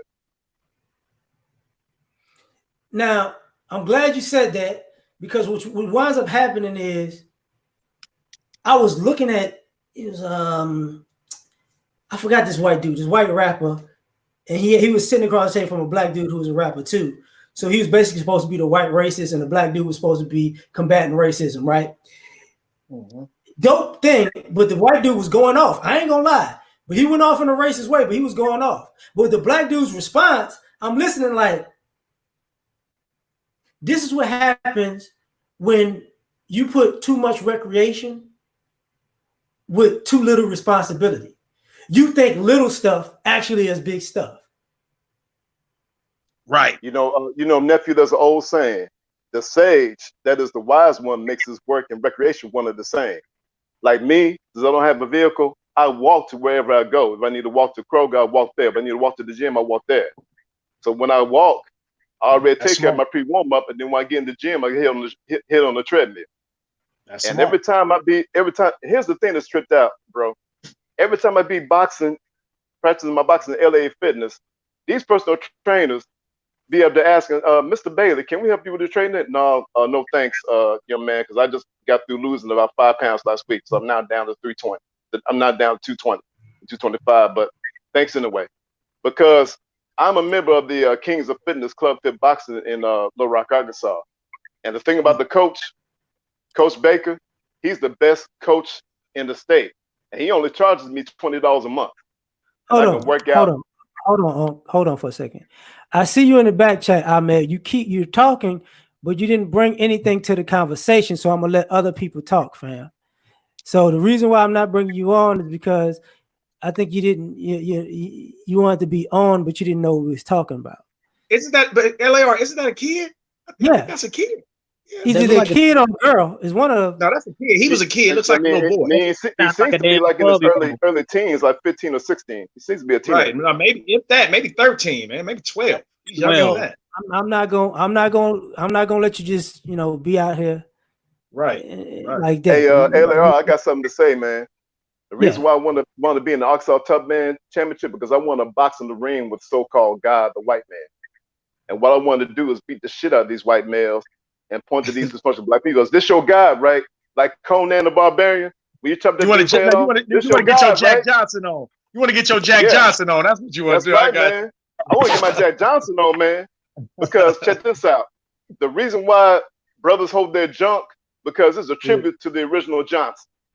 Right. Because like Jack Johnson said, if you white folks want to stop me from dating these white women, you got to come to the ring and whoop my ass. So see, when they got mad every time he ever won the championship, the percentage of lynchings rose up all over the United States, not just the South. But hold on. Let me rewind this because of that. Yeah. Go ahead, nephew. I think some people don't understand the difference between marketing and your actual lifestyle. And why I'm saying this is about recreational versus responsible.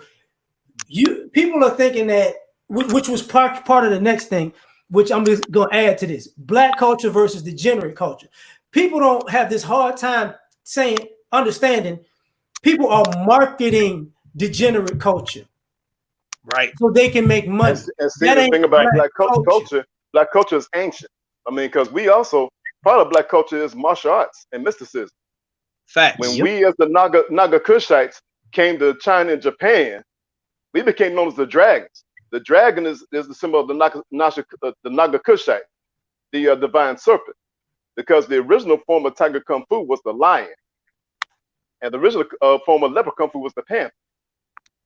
So there's this internet article called "The Human Leopards and Lions Who Walk like Men" by Hati Kalindi Iye, and he's a master teacher of African martial arts known as Kumagan Nagumi. Kumagan Nagumi means the way of fighting with the fist. It means boxing. The same meaning as Kung Fu, boxing fist. Right. So the style that I've learned in Northern 7-Star Praying Mantis Kung Fu means Northern 7-Star Praying Mantis fist, Northern 7-Star Praying Mantis boxing. Because the guy that trained me, Ponsifu Peter, he was an operative from Langley, Virginia, but he's also operative for the Fire Dragon.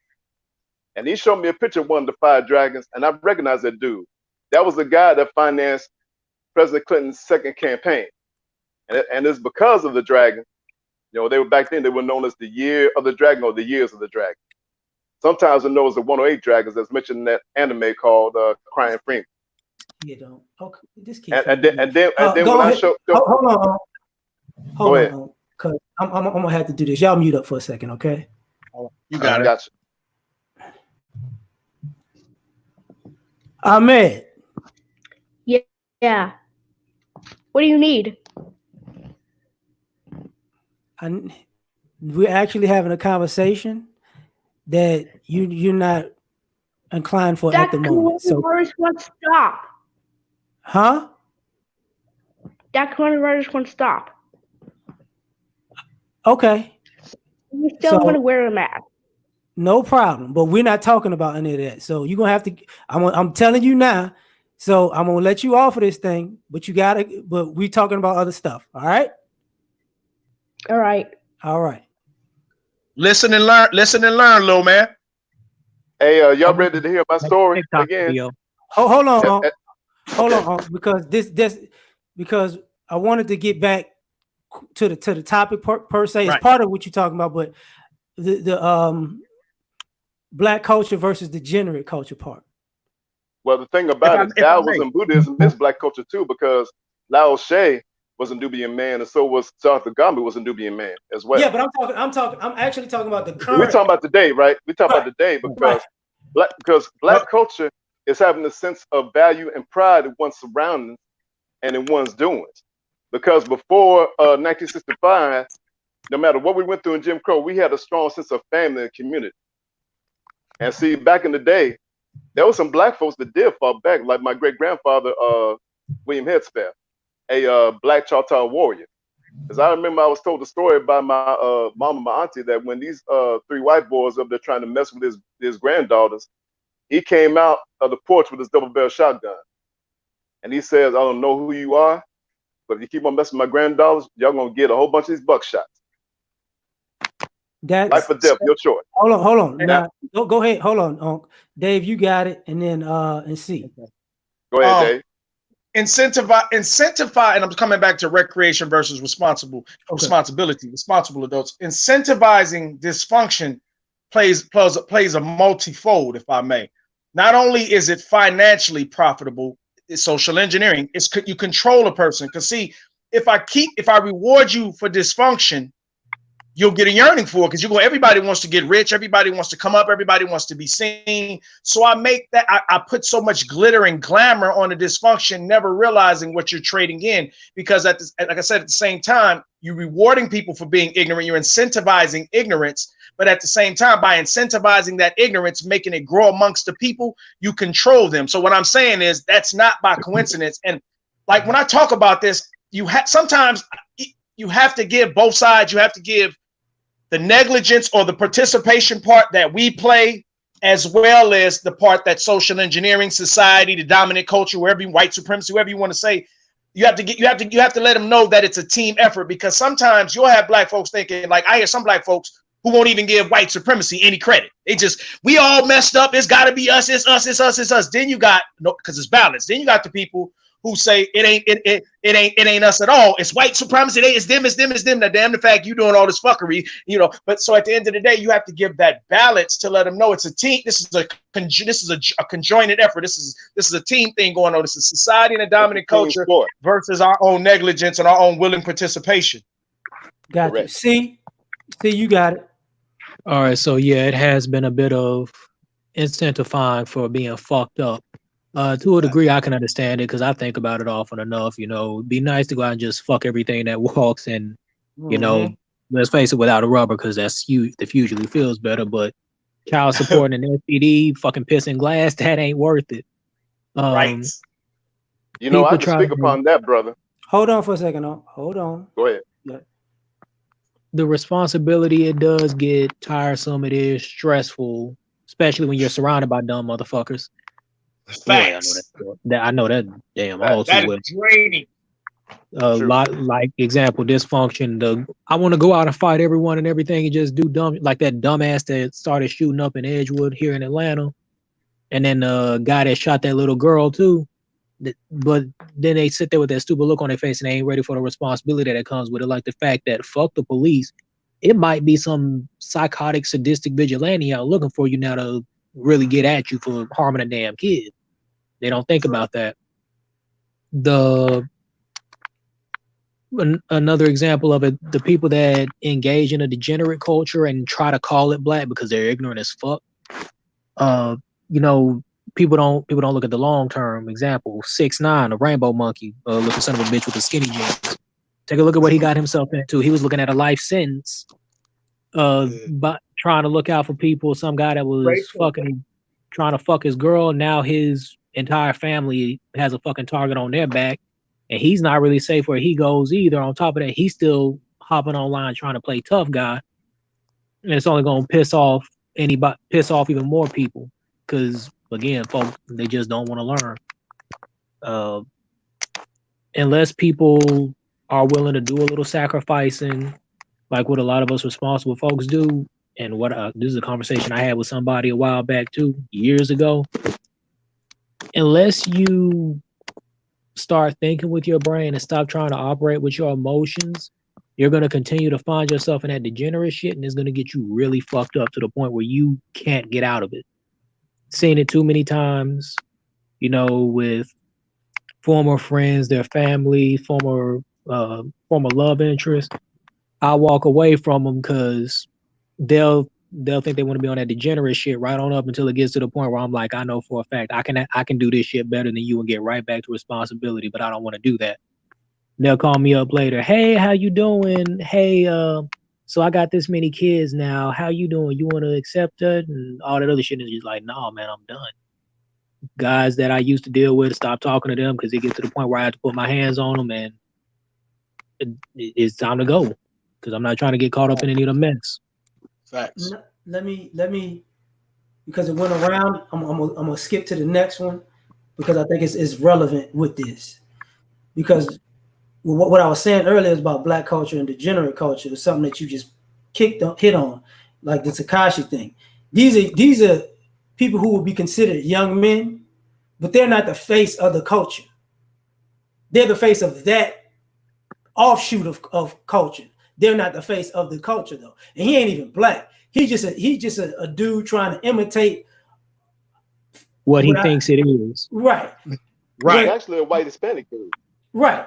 But you know, which he turned real white real quick when it got real. He the real life Clarence. Yeah. So, but the other and then he got rewarded. Then he got rewarded for being But this is going into the next part of it, because I was talking about this part, the out of context hatred. Because if a person like him was black, the whole world would have an issue with what he did.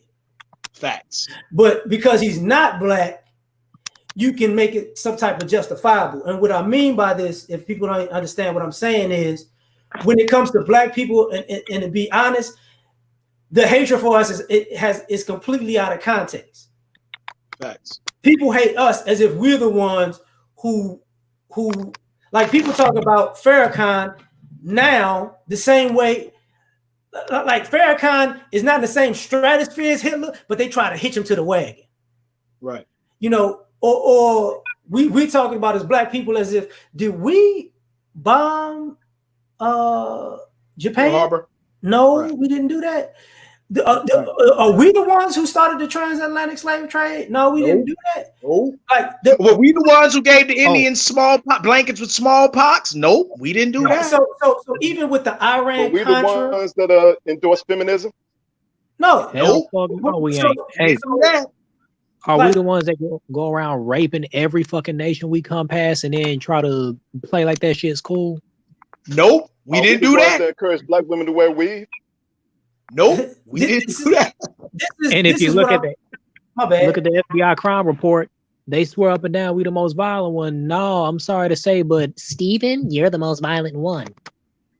Well, actually, the most people that have a chance of being victim by crime, especially violent crime. You're more likely to be killed by white folks than us killing white folks.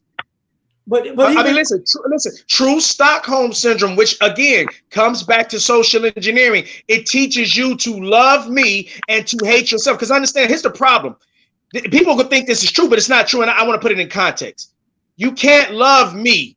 You can't love you can't really do both. But now you can't love your oppressor and your brother whom your oppressor hates. If you love your oppressor by default, the love you have for your oppressor is going to automatically by default make you hate your brother. You have to give up one. You have to either love your brother and despise your oppressor, or you have to love your oppressor and despise your brother. They go together. You got to figure out which one you want.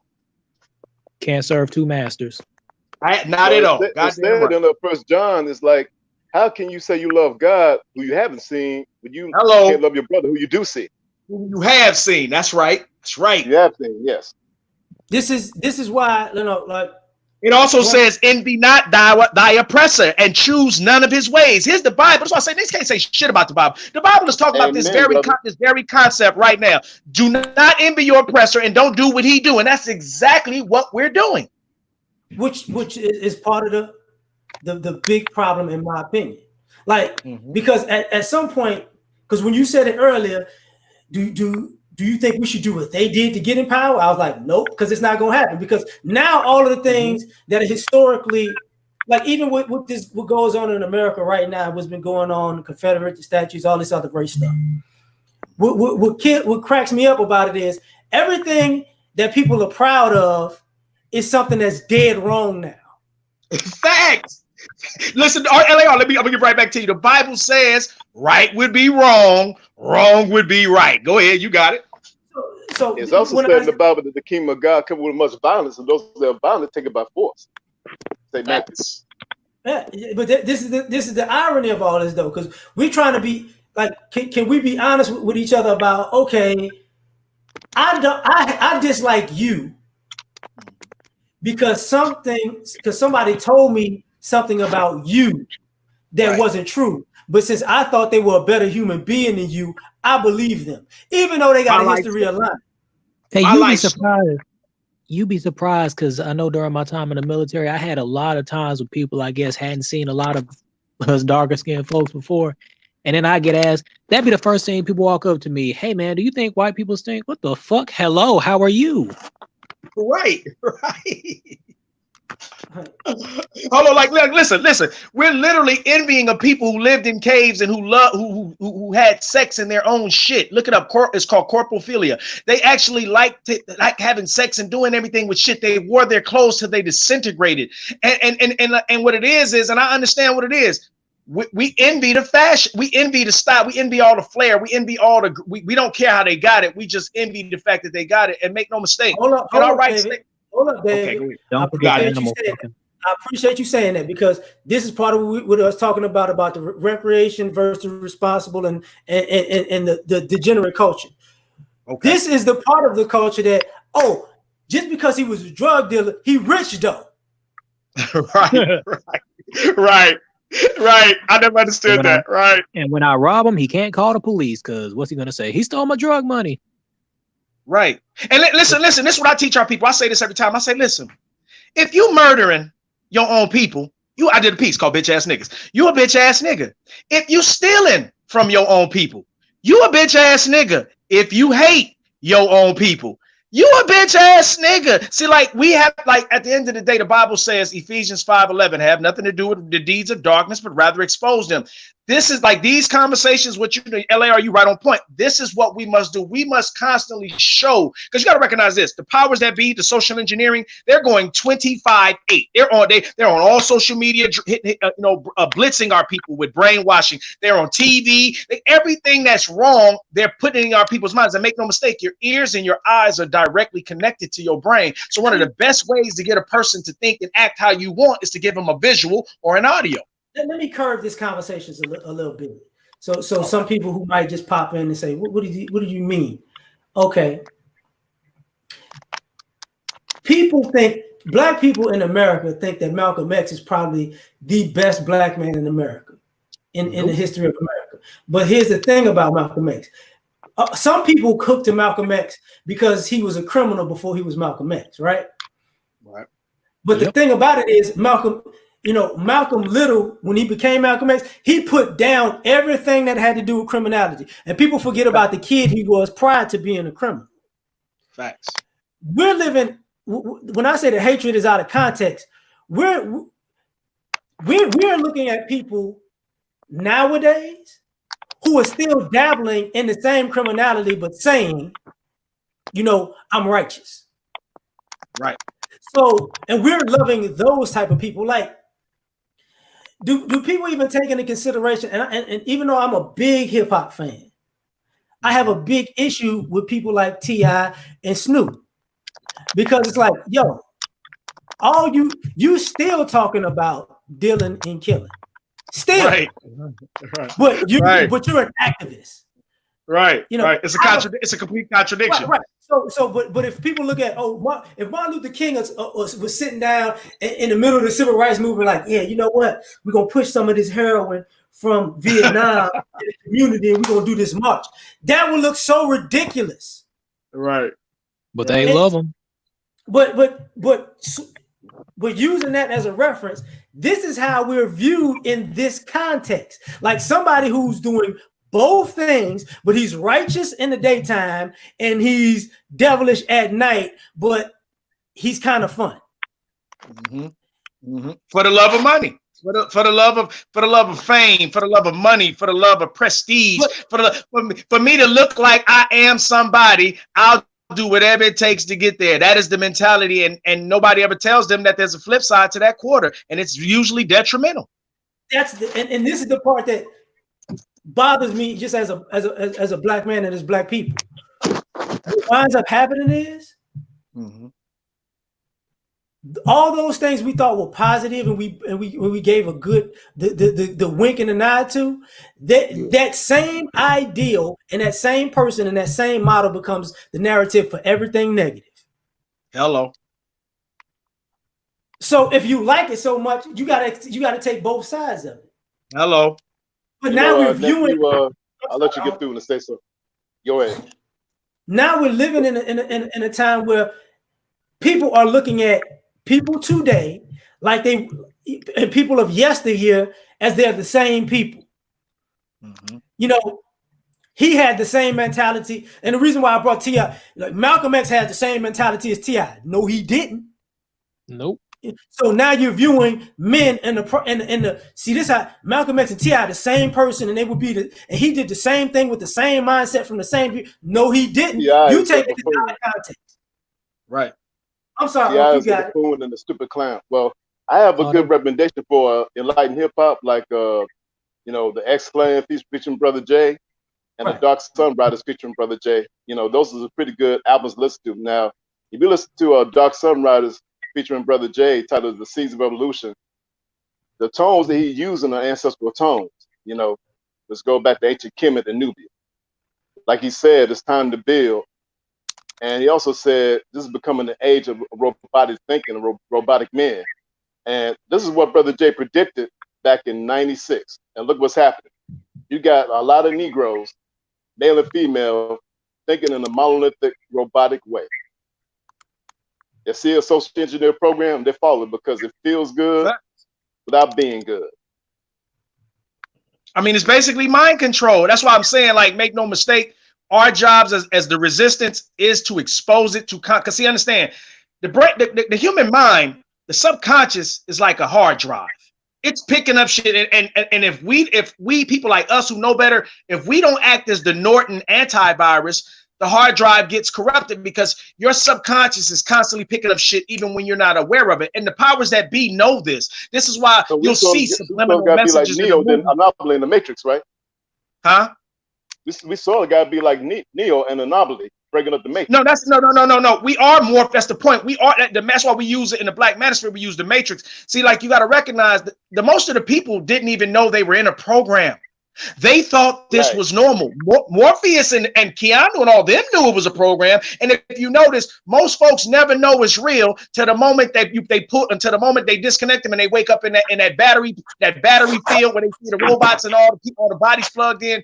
Then they know it's real. That's what we're dealing with. And like Morpheus gave the best example when he was talking to Keanu when he was in the program and he was dealing with the red dress. He said these people are so plugged in that they will fight you. This how powerful, how much power the system has on them, where the system has such a connect on them. They will fight you to stay plugged in. They don't even know it's for their own good because the system is telling them this is a problem, and they've been it's so innately in them now from days and hours of constant conditioning that at the end of the day, a lot of the shit they're doing, they're not even consciously aware of it. This is why I always encourage people, take a psychology class, take an anthropology class. That's the study of human behavior and how the mind works. Once you get that, you'll be able to deal with life a whole lot better, because then you'll understand what's going on. See, like right now, what we're doing is we're dealing with psychological conditioning, and we're trying to sound the alarm. And we're a little bitty. We're five guys, and I'm not saying five guys because we saw Morpheus and them make a difference, but always recognizing that we're always working against a stacked deck, if I could say, because the powers that be, they have everything at their disposal. They have the TVs, they have the networks, they have the laws, they have everything at their disposal. Go ahead, bro. You got it. This is why I segue to the next thing. Part of that is the hypocrisy is rampant, because hypocrisy has become entertainment. Facts. And can we be honest with are we honest with ourselves as people to say hypocrisy has become entertainment, and as long as it's fun, we can participate in it? Especially in the new TV show. Because listen, hypocrisy is controversial, and controversy sells. That's exactly what it is. Like with the knockout game and these dudes snatching guys' chains. Yeah, because even with that, what I found funny about the knockout game is how did the news know about the knockout game 10 years after the fact? Right, they was late as hell. Right. So let me get this right.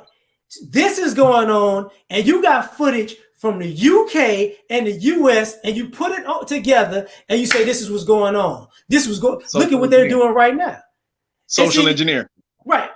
So part of what I mean, even with the hypocrisy part, even using that as a reference is, okay, I get it. It's cool for you to knock me out.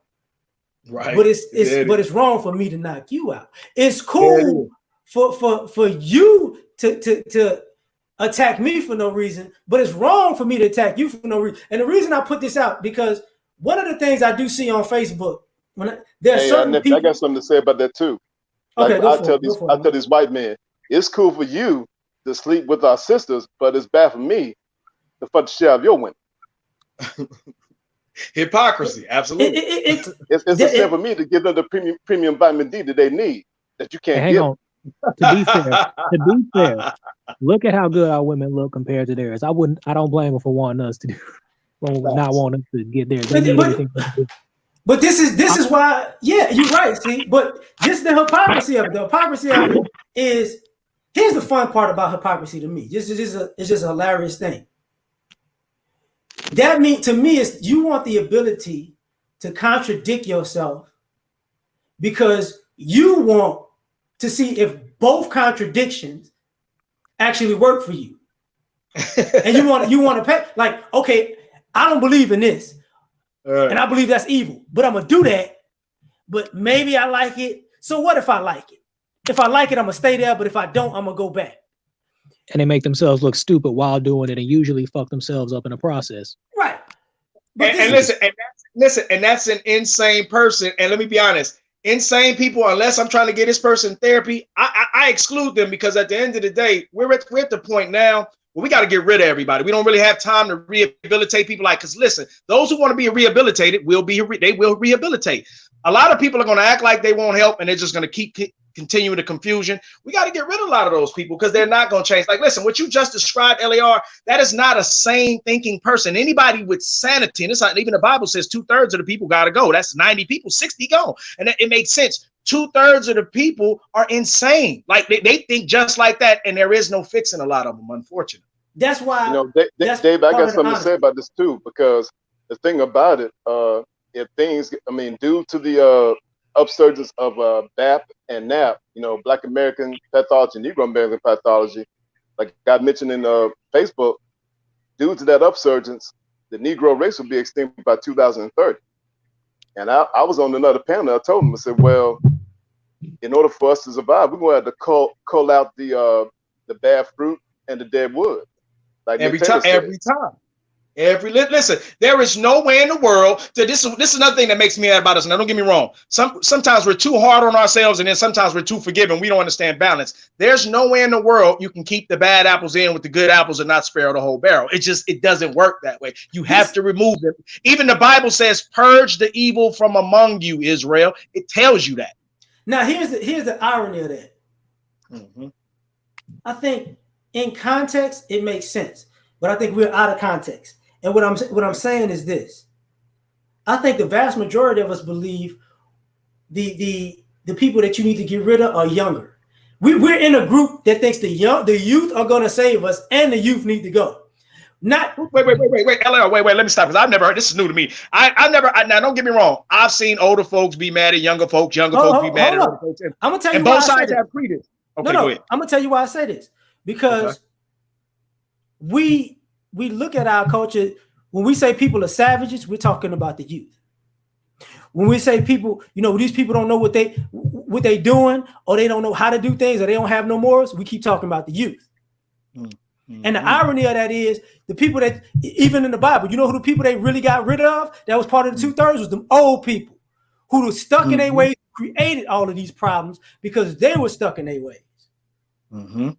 Mm-hmm. This is why God said, this is why God, sometimes you would wonder, people think God is harsh, and you would wonder why God would curse a generation. You're like, how is he cursing a generation? And that's not really what he did. What he's saying is, this father or this mother just cursing themselves through their own bad behavior. This is what I'm saying. This is how generations curse, because you're going to teach that to his son or your daughter. She's going to teach that, and you're going to keep continuing to pass this dysfunctional behavior down generation after generation. That's how generational curses work. This is part of why I said the hypocrisy is rampant, because what winds up happening with people are so hypocritical. Like the older I get, this is what I figured out after a while. Okay. You think I could because I like you as a person, I gotta still wait on you to stop being a hypocrite. Right. You get what I'm saying? I ain't waiting no shit. Or you think because you did something to fuck me over and I forgive you, I won't crack you over the head too. Right. This is right. This is because the hypocrisy to me works, like everything in my opinion works both ways. Is where we have a group that's hypocrisy is fun, but it's fun for them. But see but if you respond to them in the language that they speak, it's kind of same thing with racism to me. If you racist towards me, I know in your mind you're nuts because you feel like I can do this because I hate you, or I fear you because I hate you. How dare you respond to what I do to you as that because I'm protecting myself? You're dead wrong. See, that's why I said that's how you know they're insane. Exactly. Like this is where we're at. We're dealing with people in their own mental insanity, but they're thinking, okay, so we still cool, right? No, no, no, we're not No, you cool. come really break your damn No, leg. let me Get the show you hell how out of here. cool we are. Let me bust your ass over the head. Let me I show mean, you how we're not cool cool. we are. We're not cool with the fools now. Make your head touch your ass. See how you like that since we Right, so right. This is like let me segue to the next part. What's up, great black shark? Everybody in the chat, what's happening? My bad. This is why I said the last thing of the other thing. Can we be honest about self-hatred versus validation? Because Yes. some people don't want to admit, they do have self-hatred, Facts. but they want to be validated like to these make chicks them that crying feel on good about it. Say that again. See, my bad. like these chicks that are crying on Instagram and TikTok about how they don't have enough followers or how they got to get an actual job because they ain't getting enough views now. Makes absolutely no sense. That makes None. and that's the crazy part about it. You mean to tell me, but stay with that a little bit. I'm also talking about people who you want to change your appearance, because this ain't even about the women per se. Because now I went out yesterday, I'm seeing too many young men with black men with pink and orange and purple and blonde hair, and I'm thinking to myself, oh, you want to be accepted. You want to be Goku now. You want to change and be Super Saiyan, and hopefully people treat you different. Either that or they're cosplaying their favorite hentai. But who knows nobody knows hentai like that. Remember? Like, you're just going out in public. And even the thing, like when you were talking about earlier, the criminality and people shooting up the block. That's a degree of self-hatred because and I'm gonna say this for anybody who doesn't understand street culture in general. This isn't a race thing. This is a street culture thing. Underground. You know what a street dude look like if you a street dude. Facts. You going after somebody that looks just like you. Right. You're not going after somebody who oh man, that dude looks like they want to be an attorney. Get him. No, you're going at somebody that walk like you, talk like you, dress like you, act like you. You hate that's how we know it's that's how we know it's self-hatred. Exactly. It's even people bringing up the Billy Porter. Same thing. I hate being a man, so I'm gonna dress like a woman, but I want validation. Like, we got to be honest about to a degree that some people won't love themselves, and I hate to say it like this, but I'm gonna just be blunt about it. Some black people won't love themselves until white folks love them. Facts. Listen, you see it every day. They be, please love us white people. Please. I'll let you rock on my back. I'll let you spit on me. I'll let you cut me. Just say you accept me, never realizing. If you notice, though, here's the catch, though. This is what black folks never realize. Like ghetto gather. Wait, hold on. The white folks feel the same way, but what's so cold? Because if you notice, white folks, you start talking about you don't accept them, and you start talking about they will sit there and argue with you because they need that validation, but they've convinced us that we needed more. So because we can have them just like that, but the problem is because we're the underclass and we've been trained longer. That's why we do that. We want them to accept us so bad when that's exactly how they feel, but we're so busy giving them the attention they don't have to show that that's what they want. But if you notice, anytime you don't accept a white person, it destroys him. He'll sit there and argue with you to make you take it back to accept him. You're like co-signing 94 crime, I got it. Kind of like the whole why can y'all say the N-word but we can't? Right. But some of my best friends are black. But you know how many black friends you got. You racist as hell. But here's the irony about that, though. I don't run into white people like that normally because if they say that, I might punch them. But I know more black people who like, look, I don't say that around me. What? You mean you ain't a nigga? Nigga, you don't like being called nigga? That right there lets me know where you at. Right. And again, social engineering, bro, like I said all the time, bro, I always say this. I always try to tell brothers like us, because I always tell us, understanding is the key. I always tell people, I've been telling black folks this forever. You can understand something without condemning or condoning it. Just understand it. Like, I can understand why a person's stealing and not agree with stealing. I can understand you stole because you're hungry, you stole because you're jealous, you stole because you're lazy. I can understand that without condemning or condoning it. And like I said, in a lot of scenarios and dealing with that, just shows you how deeply seated the conditioning of society. And like, make no mistake, that's why I don't like to act like there is nobody pulling the strings, because then that makes it dismissive. If we're saying there's nobody pulling the strings, then that means we're pulling this shit out our asses and we're crazy. And that's not the truth. I look around, you look at social media, you look at the TV shows. Like, I looked at The Chi. The Chi was a great show. I love The Chi. This new series is fully about the alphabet, people. I said, and it was so cold, just to show you the game. I seen a picture in the background. I'm showing you how they subconsciously do you. They were in a clinic. They had two black ladies on the picture who had to be 50 and 60, had gray hair in their hair, looking at each other, right in each other's faces, eating a rainbow colored ice cream. Just so subtle. Nobody pointed it out, but I caught it. So I'm showing you, I can see the games that they're doing. There is definitely a whole lot of subconscious training here. So like I always say about understanding. So a lot of times, while we do have to kick our people in the ass every day to wake them up, always remember that there's a training, there's a conditioning going on with them every day. So and listen, that's not to justify it. That's just to help you get more patience with your people while you try to wake them up. See, like I'm gonna tell you something about like self-hatred, validation, even part of the hypocrisy thing when people bringing up the alphabets, right? If you old enough to remember this, they are a complete contradiction of what they were 20 or 30 years ago. Facts. That whole community is a complete contradiction of what they were 20 or 30 years ago. Meaning they didn't want to be married. They didn't want to have kids. All they did, they wanted to have sex with each other. That was it. Right. They loved being able to save money because they didn't have kids and they wasn't married and they couldn't get divorced. They loved all of that. Right. But now it's something completely different. Hey, listen, dysfunction is never satisfied, L.A.R. Dysfunction never gets its fill. It's never enough. It's always looking for the next dysfunctional fix. Always. But this is part of, like, even with the self-hatred thing. Like, let me tell you what I really think that they're doing. All right. And people might not even pay attention to what they and women have been pushing gender fluidity, right? Mm-hmm. And if you notice, what they wind up doing is they try to emulate what they think men are. Right. They're trying to emulate men so badly that they say, see, even when we try to be y'all, we negative. That's insanity. That whole statement right there is insanity. They want to emulate us right on up until the point thing, expecting a different result. No, and they don't want no more.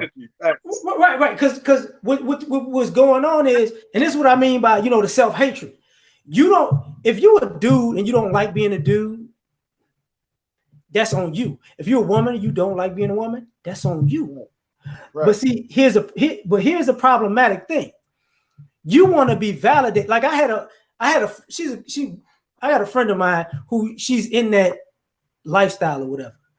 And she brought me this picture of this dude, this girl who did all the surgeries to look like a dude. And now beard, muscles, shoulders, chest, everything. And she tells me, she's like, isn't this a guy? Wouldn't this be considered a guy? I said, no. What you think? You I said, so you chop yourself up and now you're a dude. I was like, no. Right. But the thing about that was I had to tell her, I was like, so how are they maintaining this? They was like, oh, they take testosterone. I said, let me explain something to you. When you want to be a man so bad that you take testosterone, you're going to give yourself a heart attack. That person going to die before they hit 40. Right. Because that's not the natural order of things. You're doing something outside of of nature. That's if they even live long enough. Because to my understanding, if they don't take their medication after getting the change, they're fucking dead. Yeah, but the thing about that is a man's heart can't take constant testosterone. They die. Right. So if you take it with a female sized heart, guess what's gonna happen? Your liver, your kidney, But you know what? Let me get off of them per se and get back to what's up, Lopez, and get back to this self-hatred thing. Because a lot of times people forget one simple thing about people who have self-hatred issues. They don't think they have self-hatred issues. Oh, absolutely. Oh man, listen, man, listen. That's the problem. You goddamn right. The average person who is sick doesn't think they're sick, and that's what makes you. That's when I say you're blind. That's what I mean. You think you can see, but you really can't see. And one thing about it, like they always say, you can't get a person help. That's why you can't fix some of these people. You can't get a person help until they first acknowledge they have a problem. Because I've seen it all too well in our community. You got black people. If you only act white, if you only act Hispanic, if you only act Asian, this wouldn't happen to you. No, fool. No. Right. No. This has nothing to do with it. But there's some people who I gotta even get on my people about this. Some of us hate ourselves so much. We think everything that is functional is white, and we try to be anti-white. Hey, yo, hang on. Right. L.A.R, I got one. Go ahead. I got one. Remember when that little girl was swimming in the Olympics and she won that medal and all the sisters were focused on her damn hair? Mm-hmm. The gymnasts hate themselves so fucking much they can't even accept their hair. They got to worry about the little girl's hair in a fucking competition like she wasn't just swimming. So listen, bros. Let me say this, and I'm gonna keep saying this. We're right. We're kicking ass and doing both sides. But do you listen? This is how you know. This is how you can see how powerful that brainwashing is. Like shit we're talking about is literally insanity. I mean, this make no mistake. There's no other word. It's literally insanity, but it's the norm now. Insanity is the norm now. That's scary shit, bro. This is why, like this is part of like we can't even accept that some people are crazy for real. Right. Because I can't understand. Some people I'm not going to sleep around. I'm like, no, I can't go to sleep with you in the same house with me. Hell to the no. Like I can't understand some of this stuff because we're living in a society where people are having mental breakdowns over stuff that we as kids was like, that's it.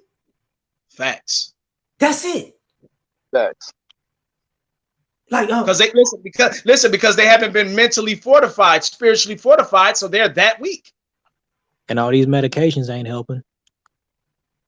Shit. Some cases I need them on medications. Shit, you're right. Some cases I'm like, I need you on meds.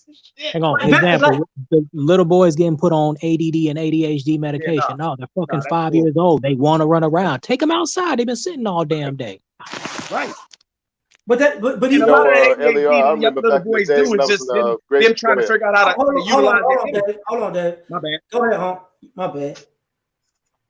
You know, I remember when I was up there growing up in Wrightsville Elementary School, this white nurse tried to give me Ritalin.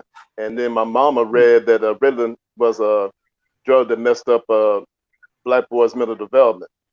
So she went up there off from work at Timex.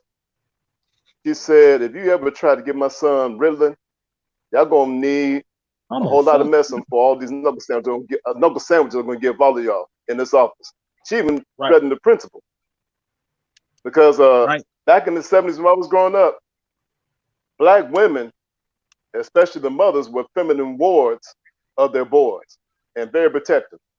I remember when I was up there growing up, every time I tried to holler at a lady, my mom would be up there cop blocking me. She said, son, what you doing? Get back in this house and take care of your chores. So it's like, when I got into college, I went wild, man. I was free. Because like I told one dude in the military, the first drill sergeant in my life was my mama. She didn't let me do any type of fuck. I was raised up in the strict Baptist household, man. You know what? Fuck you, they kick it out, man. Let me segue to something else. And thanks, Gab. Because about the honesty. Oh, shit. Because there's two left.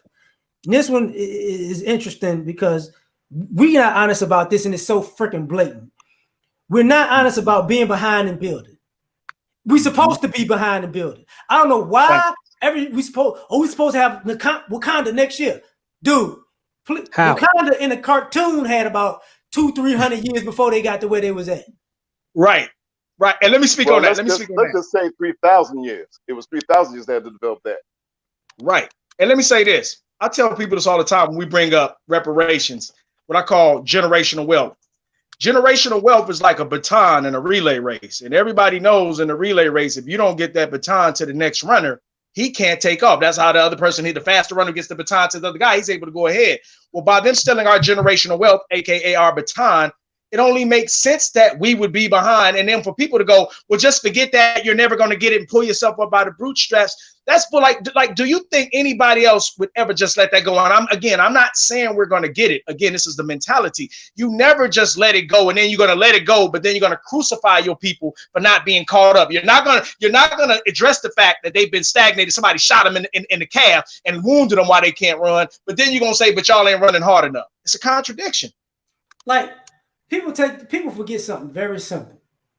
So most of the businesses that we think about that run America, they've been running close to 100 years.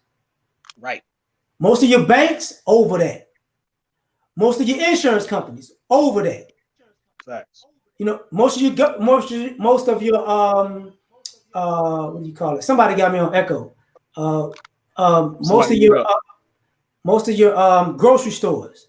You know, if we ain't even gonna talk about shipping, all these shipping companies been around since slavery. Facts. We don't even own those shipping companies, do we? Not one, do we? No.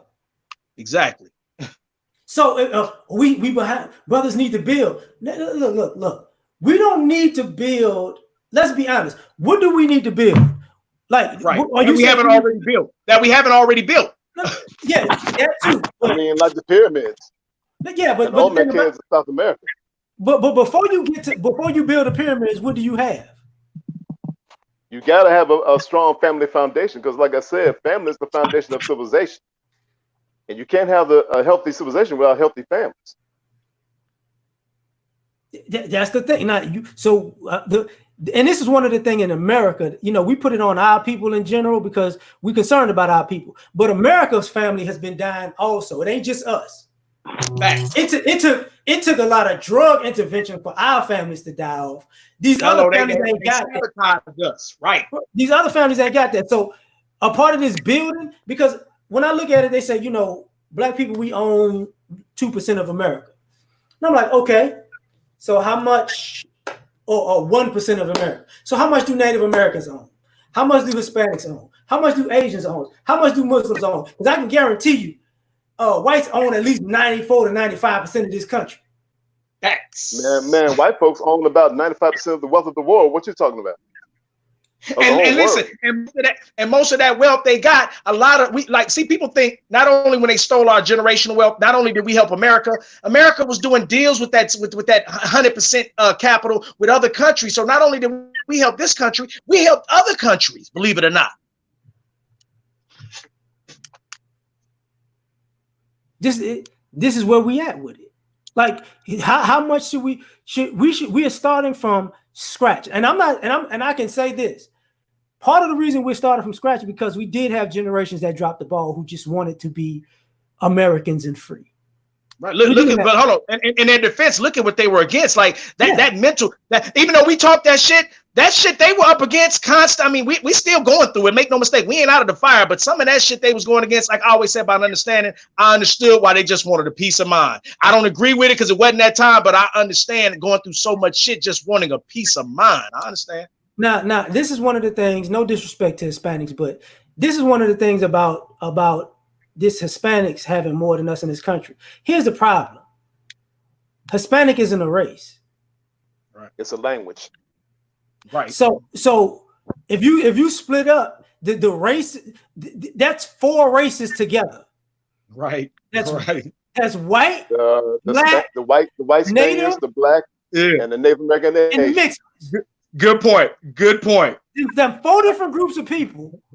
Good point. They just like us in America. I'm American, you're American, but it's just the same group. It's a group of people who speak the same language.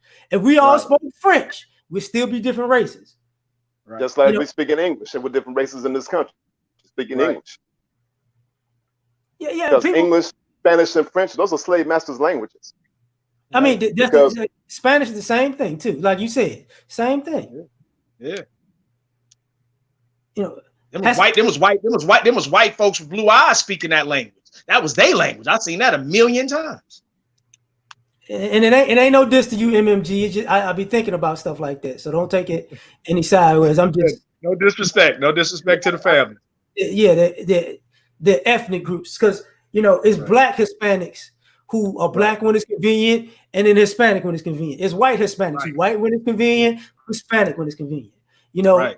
it's you know, it's a bunch of people who hop in and out of being Hispanic. Right. It's just kind of the same thing with Jewish people. Jewish people are white people. Right. They're not a you know a different race. They're just a different religion. That's it. That's it. Different sect. That's it. So even when white people say stuff like that, you know, the Jews are taking over. Wait, they white just like you. Right. They Right. from Like Austria, I always like to tell our people. I always like to tell our people before they was fucking with us, they was fucking with each other. In case y'all didn't know, I know y'all think they've been fucking with us forever. We fell out the sky into slavery. No, one of the reasons they was leaving, looking for other lands, because they was getting into it with each other all goddamn day. Because No, David Johnson, let me say this. The occult foundation of white supremacy is homosexuality, lesbianism, and pedophilia. Because let's go back to the Greek myths. You look at Apollo, he was bisexual. And Zeus was bisexual because he had an affair with his cupbearer Ganymede. Like you got narcissistic personality disorder. That's based on the Greek lover of Apollo known as Narcissus, who let his own reflection drown him in the lake. Well, here's the thing, and I've said this about Greek mythology a long time ago. Greek mythology isn't actually Greek; it's African. Yeah, but it's actually ancient Kemetic. Yeah, because the Iliad used to say in the beginning, these are the gods of the Nile. They took that shit out. Sure did. So because the Greek gods are just European they're spin on caricatures of Kemetic deities. And see, the thing about it, they got the body of Asar in a vault in the Smithsonian. They got the actual remains of Asar, Osiris. So that shows that our deities, which are really family, because like I said in Facebook, what they call gods are called family. That celestial is in our genetics. That's why when you look at the organ trafficking, the highest amount of money that would go for like a black heart or a black kidney would be $3 billion at least. Yeah, because we them chosen people. Everything about us special, but the same way, like one thing when you read the Bible, that's why I know if this is not, believe it or not, fellas, this is the first time. Hold on. Not you. Hold up. Okay. You don't even know what we're talking about, do you? Do you? For me? No. I just put the person up. You just came up in here with your shenanigans. You don't know how long this conversation is going. 2 hours, and this be going. But you wanted some validation in the chat. Yeah, this one of them ones that like coming to seek our attention. I mean that Mr. Jarrell is probably a black bitch. No. I don't even care what they are, really. I just want to give you wanted attention. It's all about you. You're great. Everybody here is beneath you. We're talking about everything because we're jealous of you. Oh my God. We love you. Oh my God. Okay, now you are everything to us. You are everything. Notice the sandpop face ass motherfucker. This is where things go, because this is part of the issue. Like even historically, people do things like this. People play these types of games where they don't take into consideration, old history, how it affects present day history. And when they say, what are you black people gonna build? And I don't have an issue with it because personally, I can tell we're not in a position to build some of the great things that we have in the past because we don't know how to build in America without America stealing it. I was just about to say, we constantly building shit. We just not getting the credit for it. That's why when people say that, I'm like, no, that's a lie. We constantly build. They just steal the credit. So you believe the oppressor. And of course, they don't want to read up on it themselves. They have to believe the oppressor more than your elders in your family. Facts. So it's like, but are we behind building? We should be. After slavery, we was behind building. And listen. No, listen, I get right back to L.A.R. And when we bring up Tulsa, people forget Rosewood. Like, make no mistake, and I always tell people, I'm not saying don't do it. My job is this: infiltrate and do everything productively, and we can win. But I always tell people when they try to act like we just been around here, not pulling Tulsa, Rosewood, it was about 7 cities that nobody ever talks about. Like that was a time where we were like, all right, we're going to come out. We're going to pull ourselves up by the bootstraps. We're going to let bygones be bygones. You guys had us in slavery, but we're going to work hard. And they say we had damn near caught up to white folks, which is financially just within that little bit of time. And they came and made sure they destroyed it. They thwarted the plan. And if you think redlining is another modern day version of them crippling you, if you think asking for loans and being denied while letting other races come in to get these loans isn't the same thing as what happened back then you're too dumb to be able to make the correlation. Well, the irony about all of, well, not irony, but one of the things that catches my eye when this stuff is people do realize that the Native Americans haven't built anything either, right? Mm-hmm. You do realize that, this country was Hispanic from Texas to California, basically. They haven't built anything in America. See, it's not just, us being behind building. It's a reason why every other racial group can't really build in this country.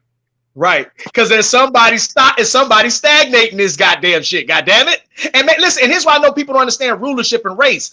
I can't be on top if I'm sharing it with you. This is why I'm trying to teach our people. They're never going to accept you because understand, and it's not, and I wouldn't even say personal. If this is indeed a race, and it is, I'm not about trying to help your people win. I want my people to win. And I totally understand that. Now, I may not agree with the practices these goddamn people done because I don't. But at the end of the day, I understand the concept of wanting your people on top. The problem I'm trying to do is get my people to understand wanting our people on top and being willing to be, like I said earlier, willing to be biased, willing to overlook certain things so that my people can be on top. And that's where we go wrong. We don't understand it from that point of view. See, the big difference is, I'm sorry. See. I was about to say, I'll put this out there. Here's the fucked up life they built for themselves doing that shit.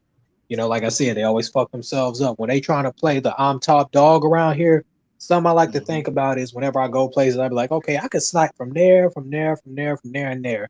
But then here's the thing about like getting in a sniper's position. You're high up. If you can see everybody else, they can see your ass. Guess what? They might want to come up there and get at you. What you gonna do then? Because what you got is made for long distance. You've been at the top so long, ain't nobody been fucking with you. You ain't tested yourself.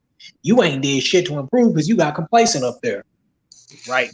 So your up close and personal skills suck. Right. Suck ass. No, this is where we at though. A lot of us don't want to admit we suck because we're looking at I need to have what you have right now. Mm-hmm. Mm-hmm. And that's part of the conditioning. The conditioning is to always keep you at a perpetual state of always trying to accomplish. It's like the what is that? The little hamster with the cheese wheel. And he's running trying to catch the wheel. He's never going to catch it, but he's constantly. This is how they do us. That's exactly the game they have us in. And then they convince us, y'all ain't never did. Now, damn the fact we'd have been stagnated, we'd have been enslaved, everything is stolen. But we keep telling ourselves we just ain't doing enough. Malarkey. Barfig you can't like and it's no disrespect to any other race because when we're being in this country, every race in this country has at some point sold their culture out for a buck. Facts. And when I say every, I mean every. So this idea that everybody should be on a level plane, and we're still fighting to get on a level playing field, and people have a problem with that. It's a reason why we haven't built as much as other people. It's because there ain't no that's like playing Monopoly with somebody and they own 3/4 of the board before the game starts. Right. But listen, how we gonna build when we being shot down, unjustly incarcerated, taking to check a family court child? Nigga, we're getting blitzed and we're getting shot, crippled, tied, and they're saying, why can't you win? That's why sometimes I get angry when I hear people, because I'm like, you can't be looking at this thing in its entirety and then ask that stupid ass question. Why can't we just pull ourselves up when we're being stagnated on every goddamn level? But see, I know other groups of people who have that issue too, where they say, okay, I did this and I did that. But see, here's the difference. Mm-hmm. They know unfairness and injustice when they see it, when it happens to them. Now, I'm not going to lie and say other people in America deal with race differently than we do. But one of the reasons is because they don't have the same adverse responses to it. Right. Like I don't like, even when it comes to and I don't mean to be cold, but if you're a quote unquote Hispanic, you can be a criminal. And you can have a criminal cartel and enterprise. Somehow the government don't have a problem with it. If Because you're they got able, deals. money. Because they got deals. Listen, Right. because they got deals with their country. While they stole us, we have no country and we have no bargaining chip. Having a country is the bargaining chip, because America wants to do some type of business with that country. But us being stolen, we have no bargaining chip. this is part of the issue. You're building a nation within a nation, but the nation has a problem with it. Which which let me get to this last part that's part of all of this issue anyways, about us being honest. Okay. What happens? We have an issue with putting the wrong people down and propping the wrong people up. Mm-hmm. Because ironically, I remember years ago when Jesse Jackson did that. It was stupid when he was talking about President Obama. We should just cut his balls off. And people was like, man, what are you doing? But now, 10 years later, people like, man, he ain't do nothing for us. He talked to us like we stupid. Right. He played us. He helped everybody. And now it's like, oh, we propped the person up. We put the other person down, and now we actually agree with the other person. Again, psychological conditioning. See, what I always do when I look at what I'm dealing with, I look at, if I was a diabolical motherfucker, what would I do? And diabolically, that makes sense. I have to convince you to think that the people who are productive, the people who make sense, are incorrect. Like I remember Dave Chappelle said something. Dave Chappelle said, and I found myself having to tell people this. Dave Chappelle said, when I do something, don't say it's crazy, because that makes it dismissive. Because then you go, oh, he crazy. So then you totally ignore what that person just said because they just dismissed him. He's crazy. So that's why a lot of times when people would call me crazy, I would get their point, but I would say, don't say that, because then that makes people think I'm just talking out the side of my ass when I'm wanting. And that's back to the conditioning. You're taught to, because if you look at everybody who comes up, like I said earlier, who comes up and fights for us, and this is in the Bible even said, you have killed all the prophets. It said, has there not been a prophet I've sent to you that you did not kill? So at the end of the day, we've been back to the psychological conditioning. We've been trained to hate what is right and to love and accept what is wrong. And again, people go, well, why is that done? Why would you say that? Because it's easier to control the people when they're in a disarray. Confusion, you can control the people when you got them discombobulated. And we keep thinking that certain people are going to take us out of this Messiah thing, or this person going to be the one. That's not how it is, man. This is not what we're doing. Listen, we've had 1 million people try. Who's been successful yet? People have lost that idea. Right. Hey, that's how you know there's a stagnation. That's how you know there's a stagnation. How have we had all these people try? Nobody has been successful because there's somebody stopping it. Hold on. What you say, on? Well, if you read the book Stolen Legacy by Professor George G.M. James, he was a professor at UAPB back in 1955 when UAPB used to be known as Oxford A&M. Mm-hmm. And in the ancient mystery schools, the mysteries, there was no mediator between you and your salvation, because the savior that you're looking for is you. Like in that movie, The Last Dragon, that came out in 1985, dude was going all over the old town looking for the master. And then he remembered what Vanity told him. Said, you look like a master to me. And then he said, who is the master? I am. And he up there blood to do this, I am the sun of the glow. So what we can learn from that is that the savior of Black people is Black people themselves. Right, because you are made in God's image. That makes you just like God. That makes you like Christ. You are the image of that.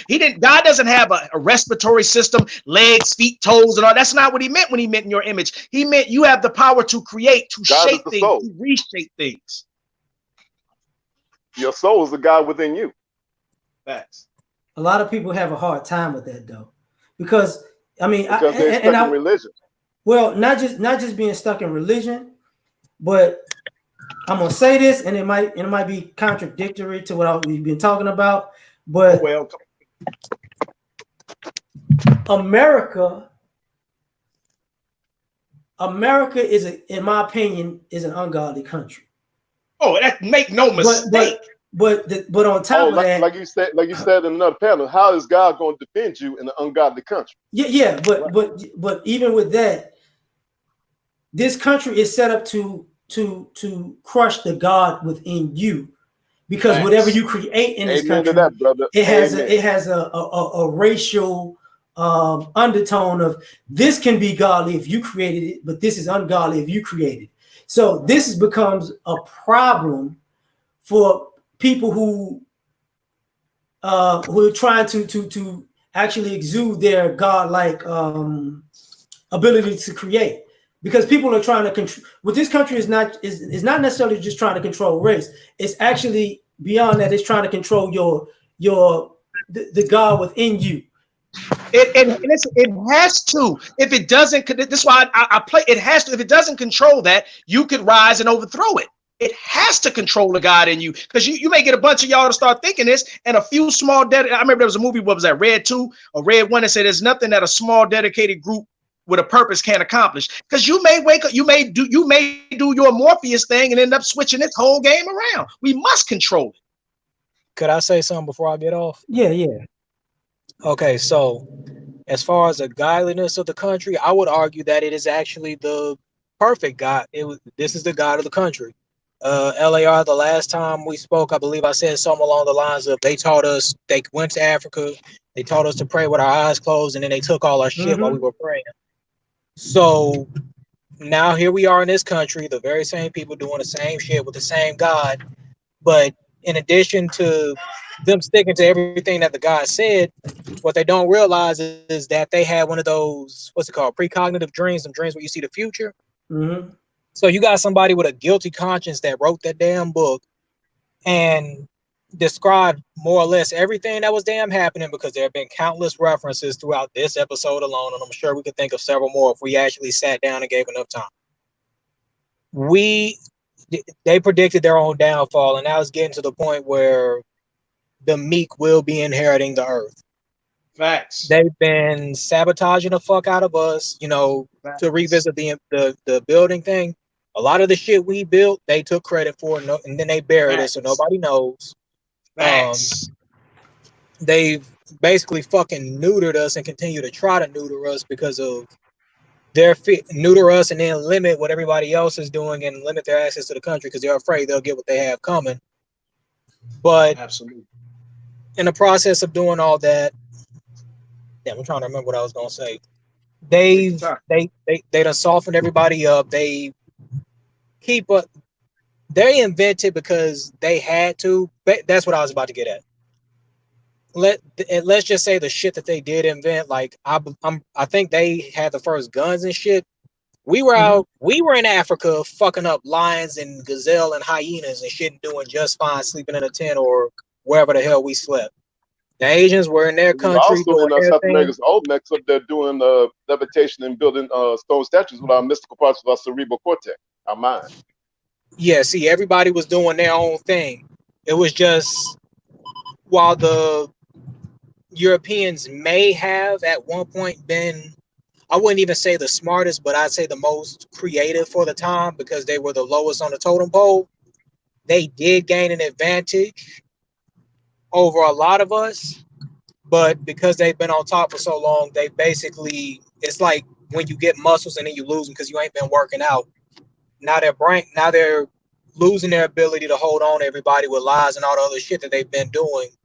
And so they're eventually going to fall right back to the goddamn bottom, and everybody else is going to get back in order shit should have been. And here's what, let me piggyback right off of that. Here's another thing our people don't understand. All kingdoms rise and fall. See, like what I've learned about human beings, most human beings are so busy stuck in the now, they can never truly understand the past or the future because they're so stuck in the now. Kingdoms have always risen and fallen. You get a turn, then you back down. You get a turn, and you back down. This has always happened. We just happen to be us alive today just happen to be in a point where we're on the bottom. We had slaves before. We've done all this. Like when you go to war with the people, you don't kill all the people, just murder them all. That's just not smart business. You make them a lower class, and then you incorporate them into your workforce, and you get them to help you build your kingdom, just like they did us. And to finish what I was saying before I go ahead, as it was mentioned, we do not have a country at this point. So we're basically a bunch of cornered animals, and they think pissing us off when we're already in the middle of all of them is a smart idea. Guerrilla warfare it's sort of is like that bitch. tiger in the zoo. When that white lady kept on bothering that tiger, The tiger broke out. That tiger broke out and tore her ass up because she underestimated the bar cage. Just because it's a cage bar doesn't mean it's going to be locked up forever. Right, and listen, and a pawn properly used can cost you the whole fucking game. Make no mistake. Don't underestimate us not one time. That's why they got to do this with all the social engineering against us day by day. All right, gentlemen, I'll see y'all later. All right, I'm gonna get out of here.